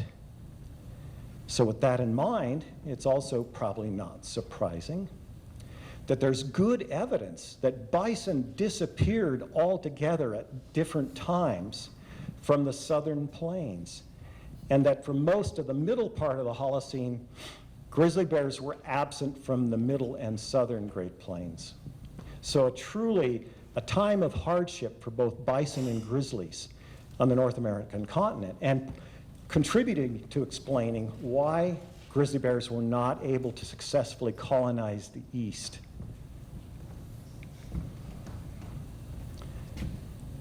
So one final thing going on of relevance to understanding what was happening to bison, what was happening to grizzly bears, and it has to do with something fairly arcane. It's the distinction between C3 and C4 grasses. Now this just refers to two different photosynthetic pathways, but with great ramifications for animals like bison. C4 grasses are much less nutritious, and they tend to favor warm conditions. So here's the boundary between C4 dominated grasslands to the south versus C3 dominated grasslands to the north. During the Ice Age, C4 grasses, if you know your grasses, are blue grama grass, buffalo grass. The C3 grasses are fescue, bluegrass, wheatgrass. Now, given that C4 grasses do better in warmer climes, it's not surprising with the warming that accompanied the Holocene that this boundary between C3 and C4 grasses migrated northward. And so compounding all of what was happening, the drought, we had a diminishment in carrying capacity of the grasslands in the Central Plains during the course of the Holocene. So here's that distribution for roughly the period of 500 to 1,000 years ago. But if we go back before that, into the middle Holocene, before 1,000 years ago, we go from a core that looks like that and a total distribution that looks like that to something more like that. So we had a considerable shrinkage in the distribution of bison, but also where bison were most abundant. And we can, in a sketchy sort of way, reconstruct where we also had grizzly bears, noting first that bison at times were entirely absent from the southern plains. But you can see as well we had a much more restricted area of overlap between bison and grizzly bears. But note where this boundary between C3 and C4 grasslands lies. And I reconstructed these boundaries, each one independent of the other. But it's just striking. I mean, the easternmost boundary of where we had grizzly bears is really telling us where bison were most abundant, which was in these areas farther to the north. Again, telling us that the northern Great Plains were probably always the most productive in terms of numbers of bison as well as numbers of grizzly bears. Now I'm bringing people back into the picture here. Prior to the introduction of horses by Spaniards, the only way that people could kill bison was pursuing them on foot, or they could make use of topography and other artifices to kill bison. So we have record of mass kills being made, of bison being driven over cliffs, of bison being driven into arroyos and trapped and then killed, of bison even being killed after being driven into corrals that people made, what are called pounds. So these kills could have ranged from anywhere a couple of dozen to hundreds of animals at a time. There's evidence that because there was such an abundance of dead bison, that people engaged in what's called gourmet butchering, taking the choicest cuts and leaving the remainder. Some of the carcasses were not touched at all at the bottom of a pile. But the implications for grizzly bears are pretty obvious. As scavengers, people were creating lots of edibles for grizzly bears. And it's not too hard to imagine these scenarios where people are frantically butchering as quickly as they can to get as much meat as possible to take and preserve. At the same time that grizzlies are circling around the edges, this negotiation of time and space happening. And I have no doubt that there were occasions when grizzly bears had the upper hand.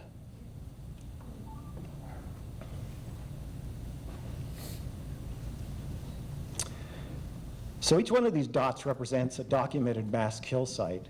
Red, and it's the totality of all the sites that we know about. The red are jumps, the yellow are arroyo traps, the orange are pounds. Notice where the concentration is.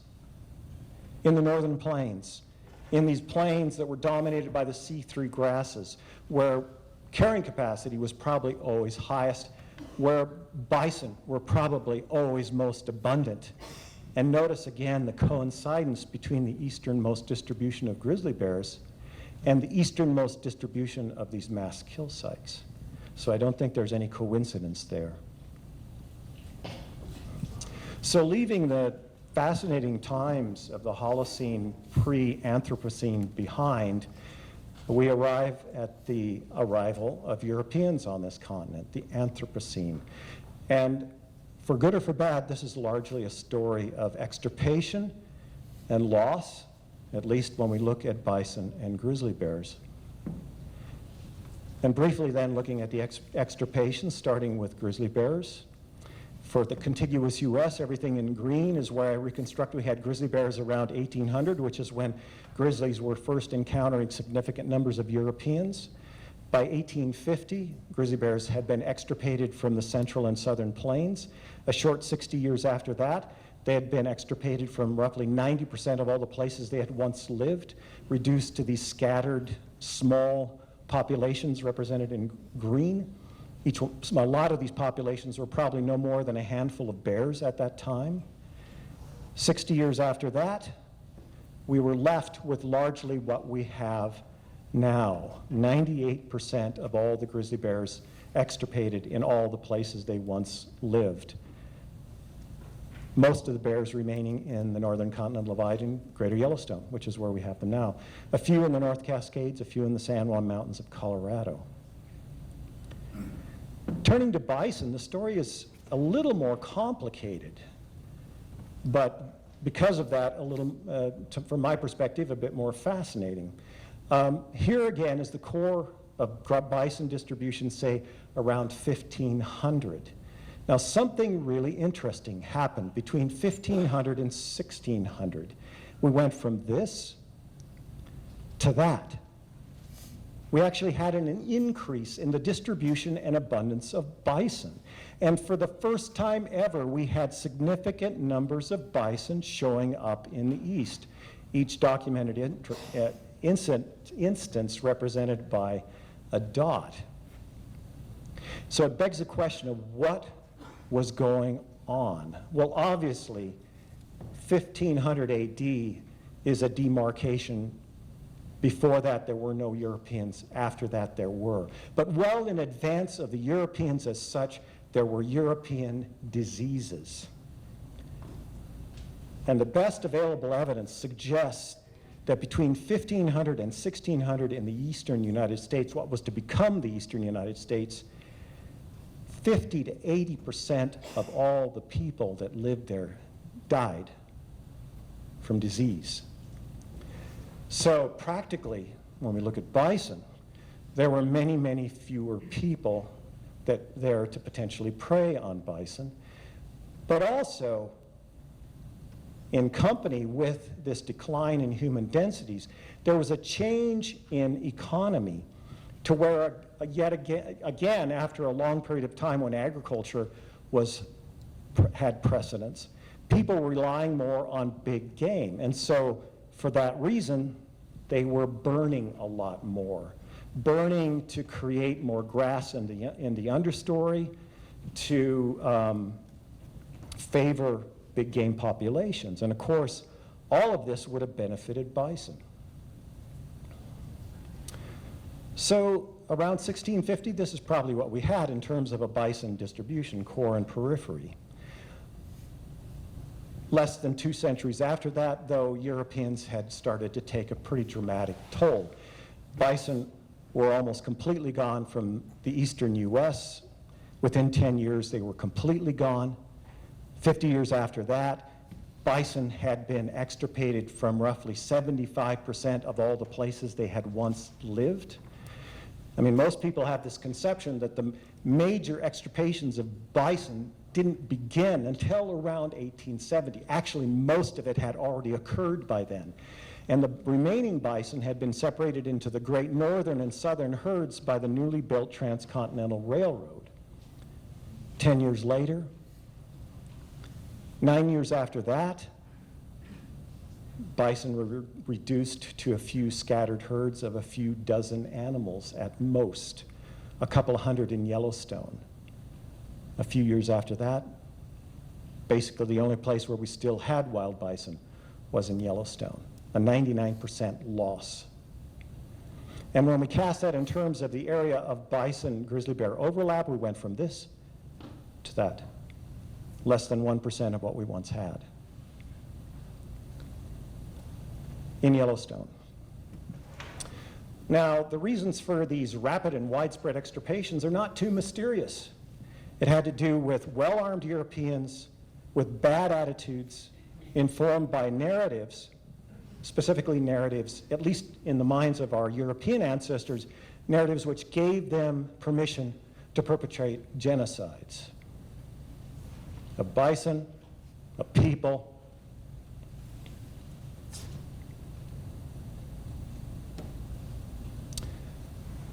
so, at the end,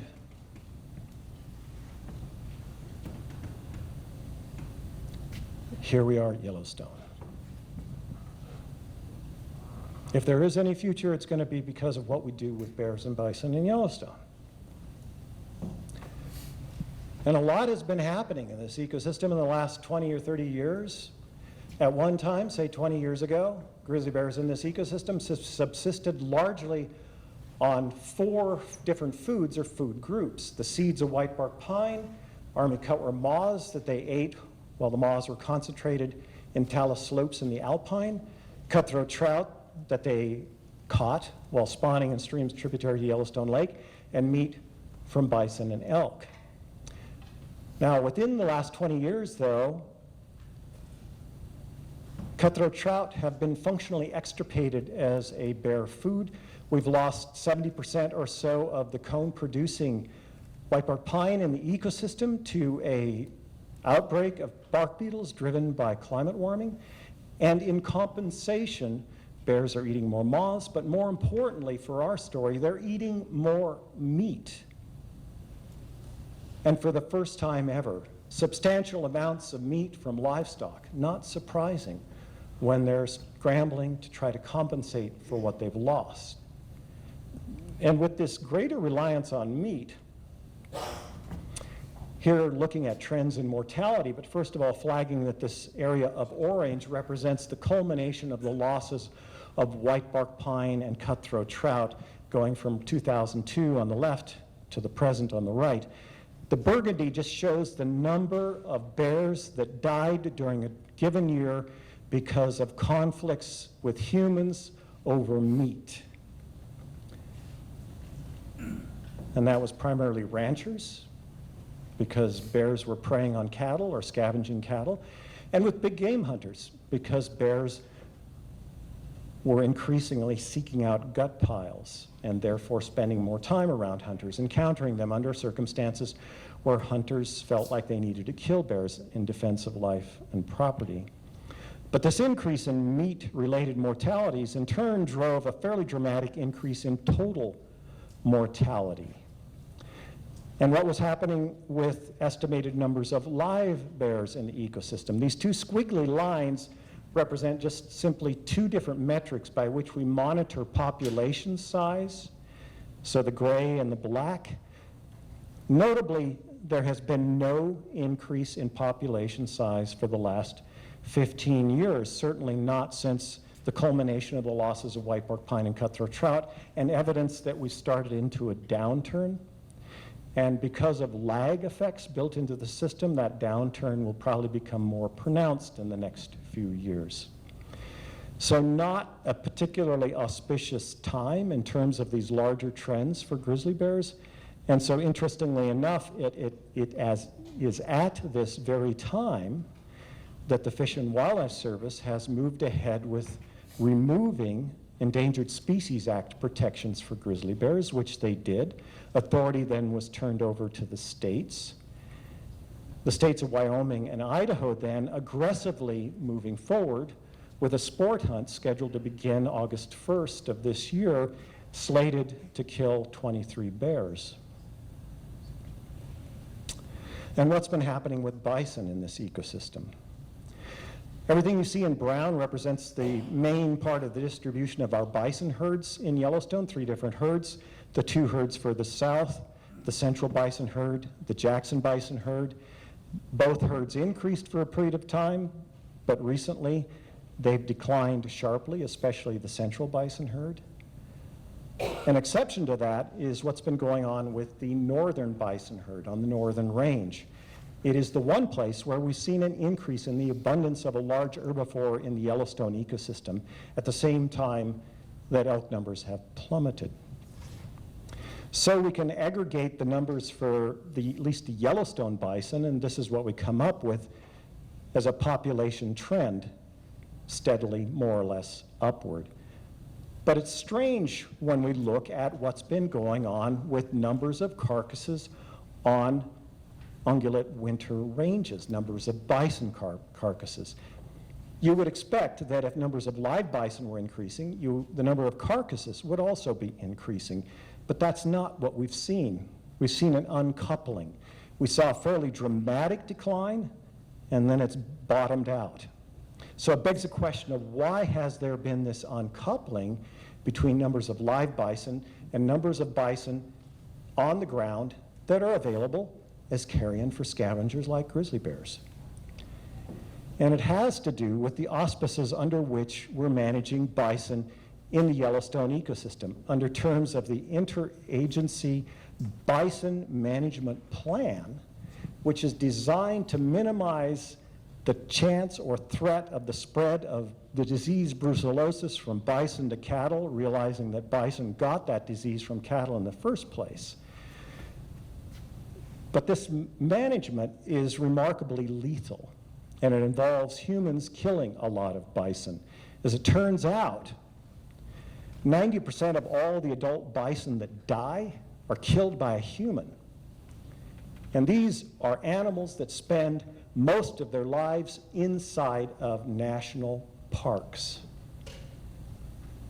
So what does that human-caused mortality look like through time? These really strange pulses that have to do with the vagaries of the politics surrounding bison management, but 3 peaks, each one higher than the last. But it's interesting then to match those peaks in human-caused mortality with what's been happening with numbers of live bison in the population, an almost perfect match. So we humans, in terms of the numbers of bison we are killing, are driving what's happening with the population. And moreover, we are taking all this biomass out of the ecosystem and rendering it unavailable to animals like grizzly bears that are increasingly reliant on meat. And all of this is being carried out under the premise that there are too many bison, that there are too many grizzlies, which I find to be a remarkable proposition. For example, let's contrast the numbers of grizzly bears in the Yellowstone ecosystem, 700 to 1,000, relative to another large-bodied omnivore, humans. There are 320,000 of us in this presumed most wild of the wild ecosystems left in the contiguous U.S. Likewise, We have 5,400 bison or so. We have 438,000 cows in the Yellowstone ecosystem alone.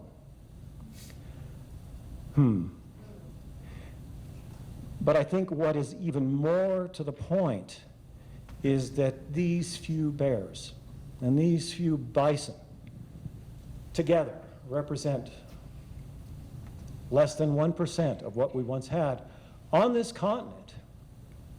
But let's scale that up and look at what we once had in the Northern Hemisphere, here represented in green. This is what we've got, less than 1/10 of 1%.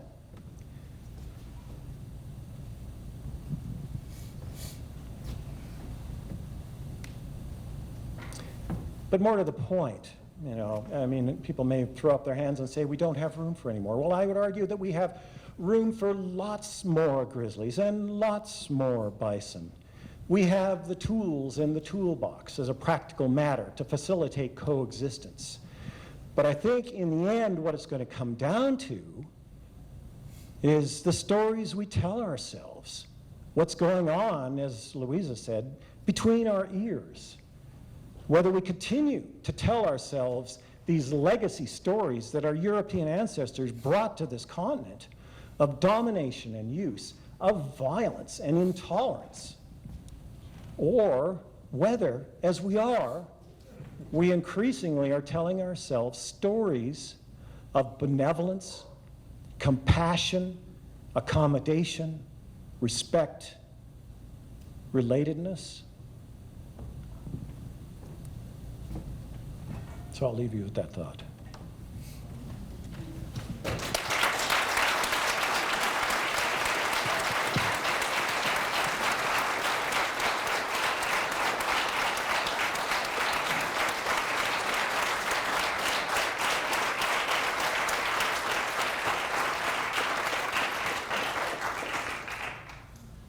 So I guess if there are any questions, I'd be happy to field them. If there's questions for Johnny as well. I have a question. Yeah. About bison I've seen in northern BC. Yeah. What is that?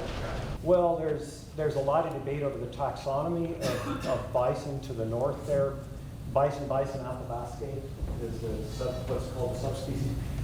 The taxonomists have a field day with this stuff, right? But there's genetic differences between our bison here and those bison there. And there's some thought that those bison further north have retained some of the genes of those, the steppe bison, the Bison environmentalist. It's not clear sort of the history of those bison relative to the ones we have. Most of the bison on this continent were descendants of Bison antiquus, though. Yeah.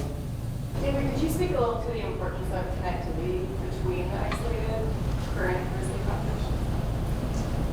Oh, insofar as grizzlies are concerned, it's intrinsically a problem that the population in Yellowstone is isolated from bears anywhere else. They have the lowest genetic heterozygosity or variation of any mainland grizzly bear population. So that means genetic health should be a concern.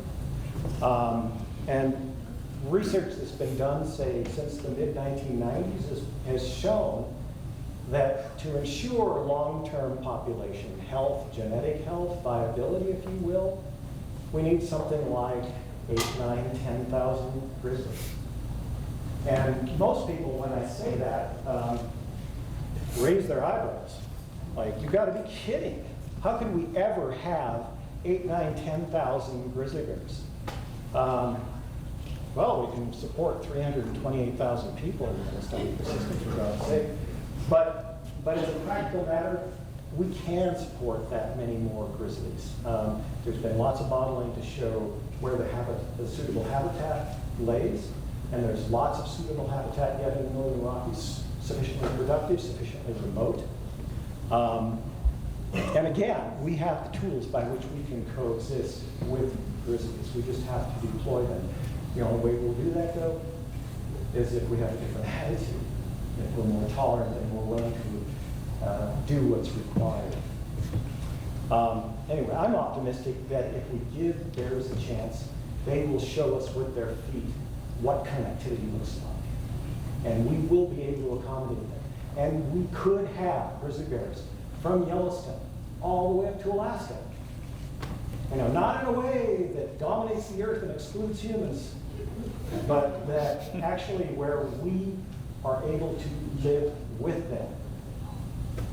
I mean, well, and Louisa would probably could tell, you know, say more along those lines.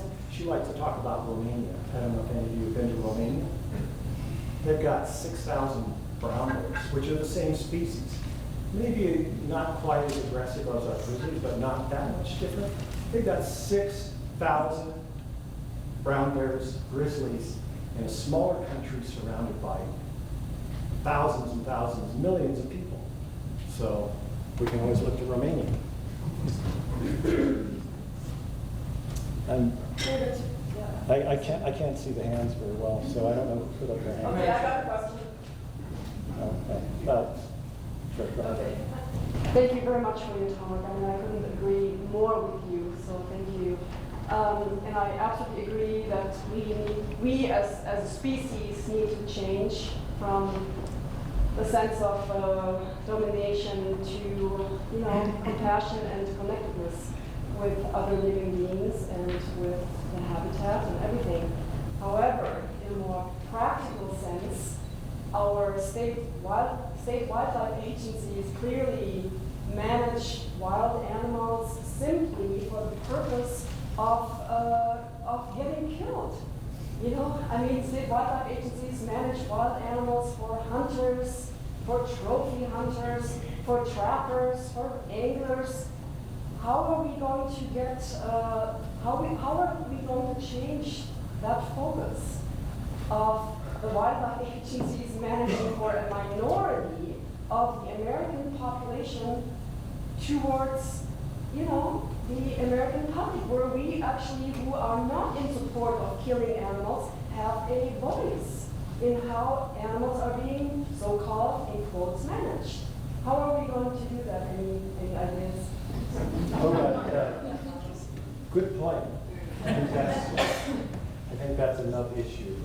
I have lots of ideas about that, and there are others in this room that have lots of ideas about it. I know. Probably more than we could get into at this moment. But I appreciate you bringing that up.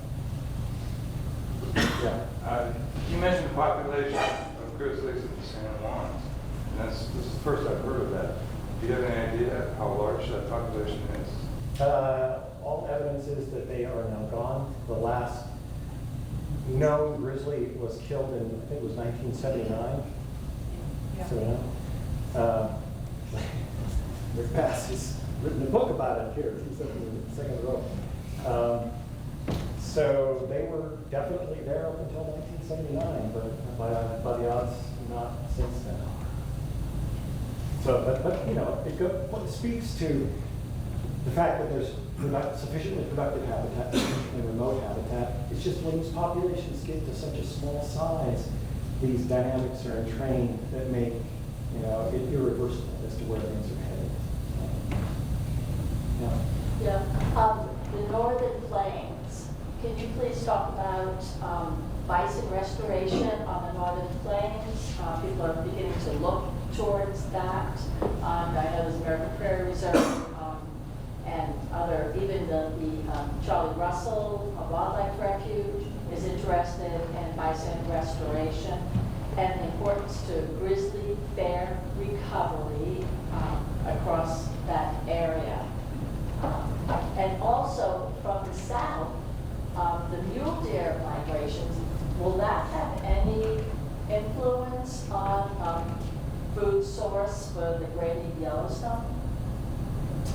For the grizzly bears in Great Yellowstone? Yeah, because I know your chart had that being a very minor, but, with that.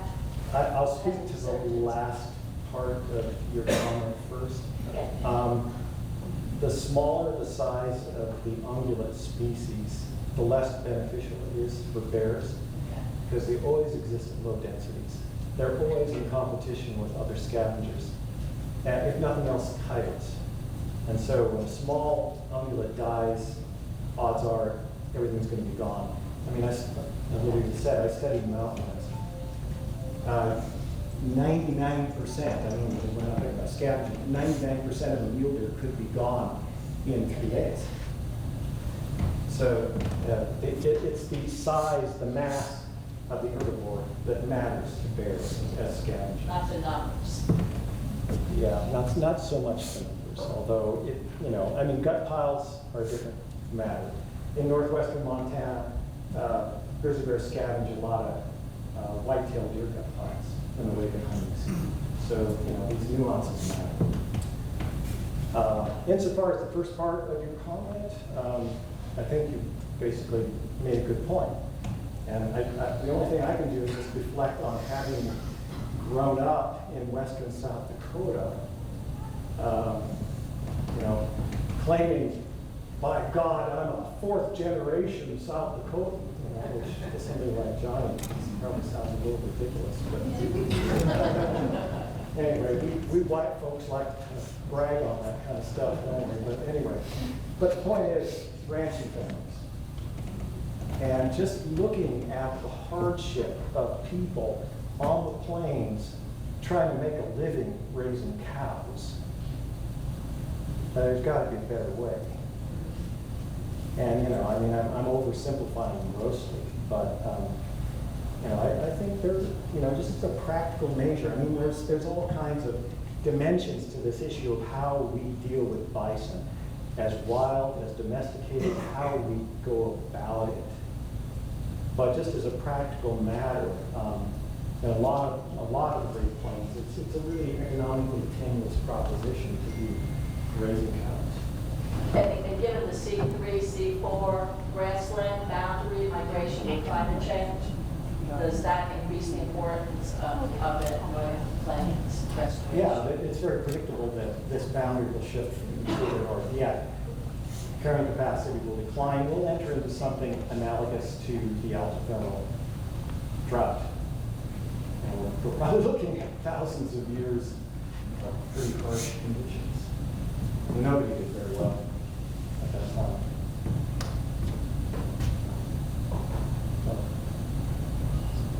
Yeah. Yes, Doctor. I'm Colonel Garvey. I belong to the Montana Bible Association. Would you mind giving this some lecture in January? Well, I mean, I'm gratified to hear you even ask that. I love talking about this story. Sort of education and motivation. Yeah, well, sure. Again, I'm flattered that you even asked that. Yeah. I was wanting to talk about, or hear your thoughts on, maybe Mr. Arlee can speak to this as well. Is there a problem of the coexistence of our civilization with the bear? You know, like people manage to live with bears relatively, it seems, peacefully, and now we keep building roads and things and disintegrating habitat and having sort of hostile relationship with the bear. Like, how do we relate to the bear better? Well, I think we had a comment. You know, we're all educated, I think. You know, I've got part of it. But I think the bears need to be educated too. You know, send them to school. You know, let them know that this is my land. See this fence here? No trespass.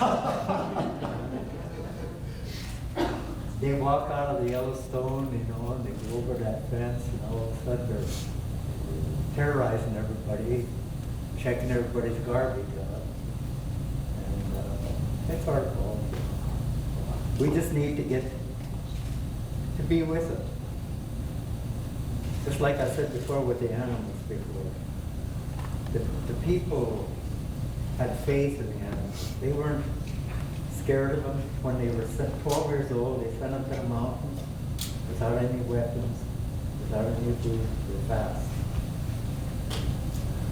Under a fast, the family at home are hoping that this child will get gifted by an animal that will give him a song, something for him to keep that he can use. And they had faith in all the animals. That was just, nobody would get harmed.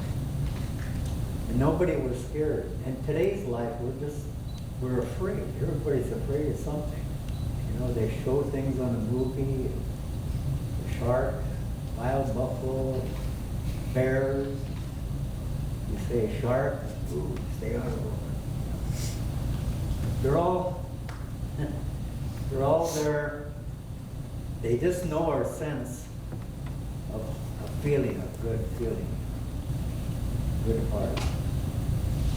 You went in the woods with a good heart, they sense it. Your dog knows it.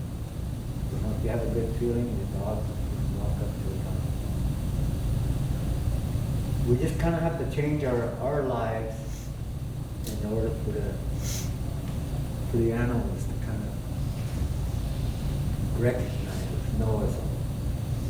We live in harmony. I don't know if I answered your question. So I got carried away. I think as a white monkey, I could kind of paraphrase some of that given my own experience, which is that I felt like I did not belong out amongst grizzly bears if I wasn't down here. And I don't know if that again is any answer to this larger question of sharing space in a way that's really benevolent. And it's not about being foolish. It's not about being silly. Not thinking that a bear couldn't tear your head off if it wanted to. But I think, yeah, you can live in a way, you can be in the world in a way that it feels good to be that way, I think. You know, to be down in here. And I don't know much other way to talk about it. I'm curious as to how many times, if or if not, have you presented or supplied your findings to wildlife fishing game department? Any findings of any shape or sort? Many times. Is it based on them requesting, or is it based on you just requesting? I mean, it's interesting. I think I don't know, sort of I'm trying to divine some of what's behind that question. For example, I was doing mountain lion research down in the Southwest, and Wildlife Services invited me to come and talk about mountain lions. And I think, it's the nature of science. It's sort of the way we orient to the world these days, which is just one way. But I was up there talking about these lions through the portal of science, the lives they led, just how fascinating. And these guys, Wildlife Services, I don't know if you know what Wildlife Services is. They're the people that are paid to go out and kill animals. They were just riveted. They were fascinated by the lives of these animals.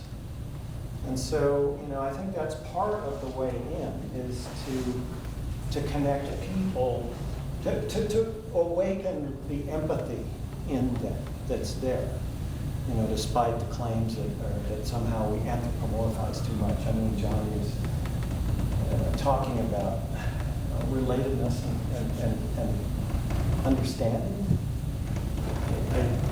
I think there's no way forward for any of us without empathy and compassion.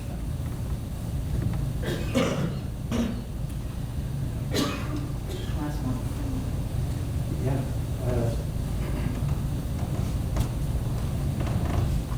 Well, I don't know what the question was. Well, I don't know. I just didn't know.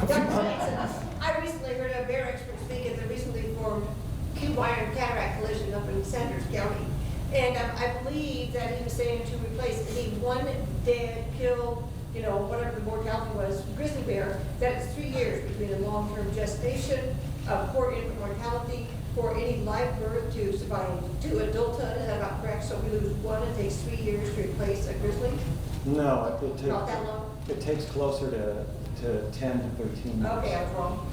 No, in terms of a female to replace herself with a successfully reproducing daughter. Yeah. Yeah. So it's So the fear of those grizzly bears, I mean, I think that number should be is shared with people, to educate. That's how long, one grizzly bear, that's how long it takes to replace that. grizzly bear populations typically are on the knife edge between going down versus them, persisting. Well, thank you, David. Thank you, Johnny.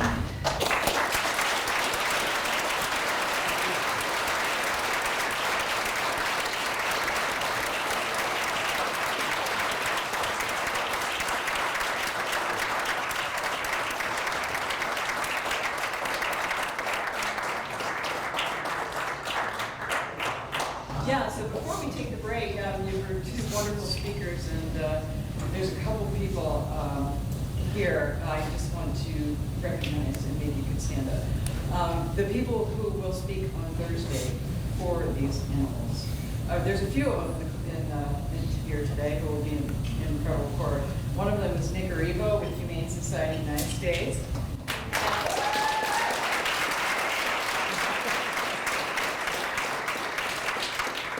And also Tim Presso and Josh Purtle with their Justice.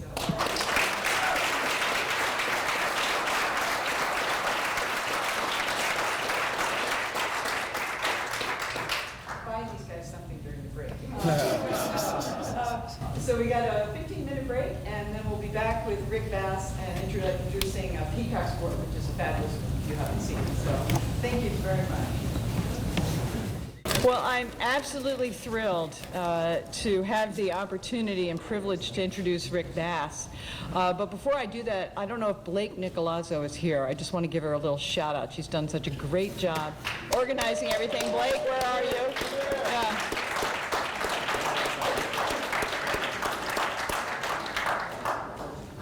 I don't know when I first met Rick, but I don't think I ever would have appreciated his Yak Valley were it not for him.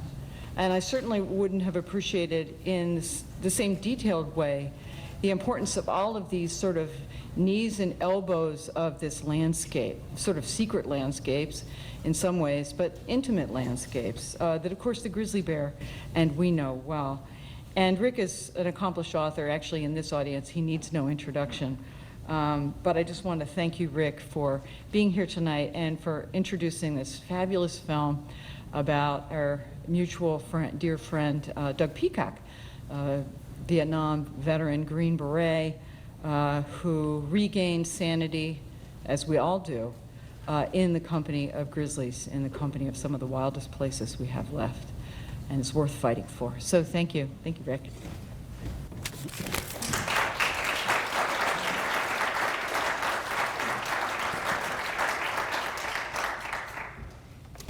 Thank you, Louisa. Johnny, David, Blake, everyone, is this your phone? Yeah. Okay, so you want to do that. I'm going to squint. Is there a way to get a little bit of light here? Lights on the Thank you so much. I scribbled, and I can't read my handwriting in daylight, much less in dimness. Welcome to Grizzly Week. I'm wearing a cap like it's really rude, but it says Save the Yellowstone Grizzly, so if you'll forgive me for that. Welcome to Grizzly Week in Missoula. It's the real deal, not the sweating boys in maroon.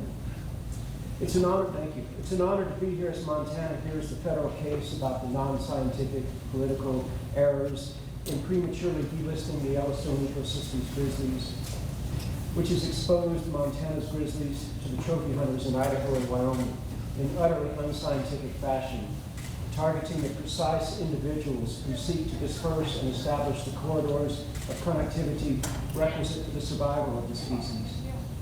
It's an honor to visit with people like John and Arlee, the CSKT, who were the original caretakers of the grizzlies in the Yak Valley, where once upon a time there were assuredly more than 3 or 4 breeding females with cubs.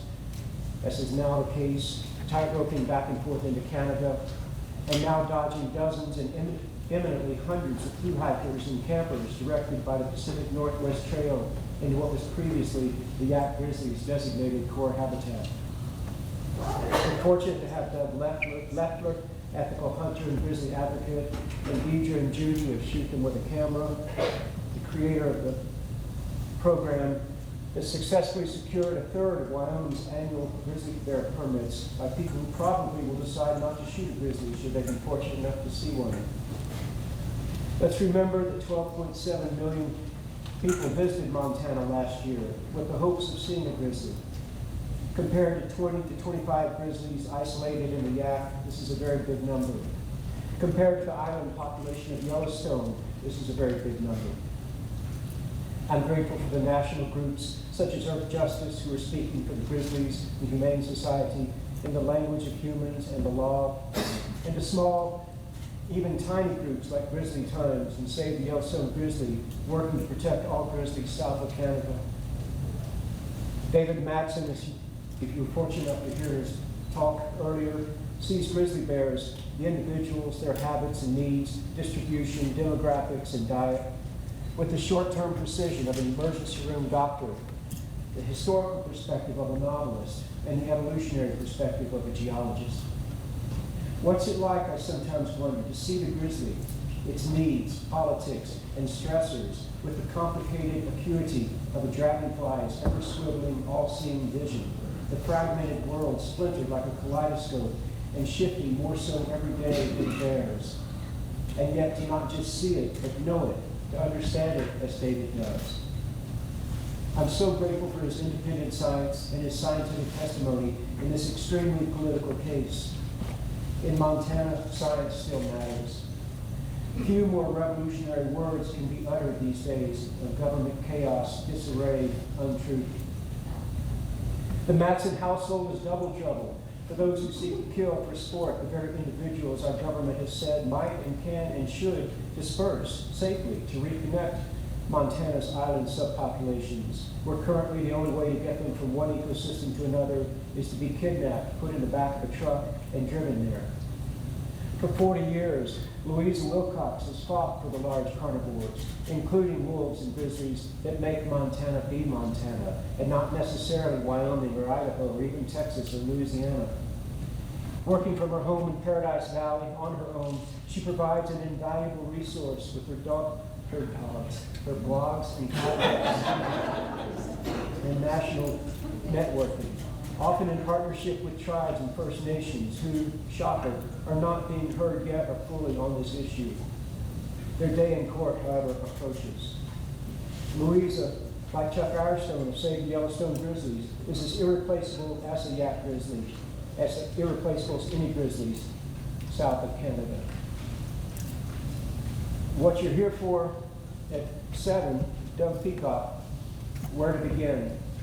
Where else but in the earth, the dirt, the soil? Growing up as a boy archaeologist in Michigan, he studied maps, predicted where a huge encampment would have been. He was right. He later championed the return of the remains of the oldest known human bones in North America to their descendants, indigenous peoples. In Vietnam, he was a sapper crawling through dark tunnels of earth toward the enemy. He could smell but not see in the darkness. No grizzly bear can frighten such a warrior, and particularly not one, as Johnny Arlee reminds us, with a warrior's heart that is filled with respect and from that love.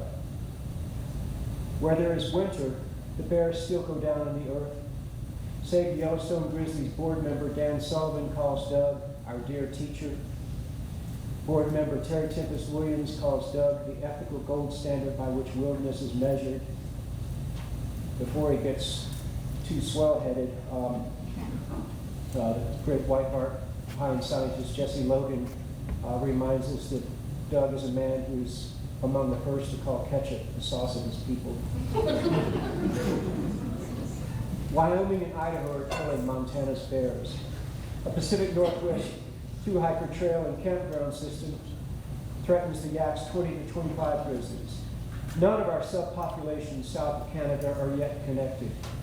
The only way for these populations to connect is in the back of the truck. Fires, white bark extinction, cutthroat decimation, and now a hunting season and reduced environmental regulations on the industries that the government is feeding. I'm just going to skip talking about Ryan Zinke here. Is not going to help them reconnect through the beautiful filter of natural selection and the territorial imperative for dispersal that is one of the hallmarks of a truly recovered species. Save the Yellowstone Grizzly and Grizzly Times, groups like the Yak Valley Forest Council, proposing a grizzly bear ecosystem recovery area, an ERA, not a national park, not a scenic playground, but a chunk of big country where we commit to finally recovering them. 12.7 million people visiting us, 1 million of us here holding down, as Doug says, the sacred ground with our four paws. Our actions matter. Our government, in the form of the U.S. Fish and Wildlife Service, in their rush, this word looks like environmental. Anyway, you get the drift. Idaho and Wyoming bought it quickly, eagerly. We're not buying it in Montana. In Montana, science still matters. Thank you, Roxy Theater and Jerry, for bringing this Peacock's War. More than ever, it is Montana's war. It is still ongoing.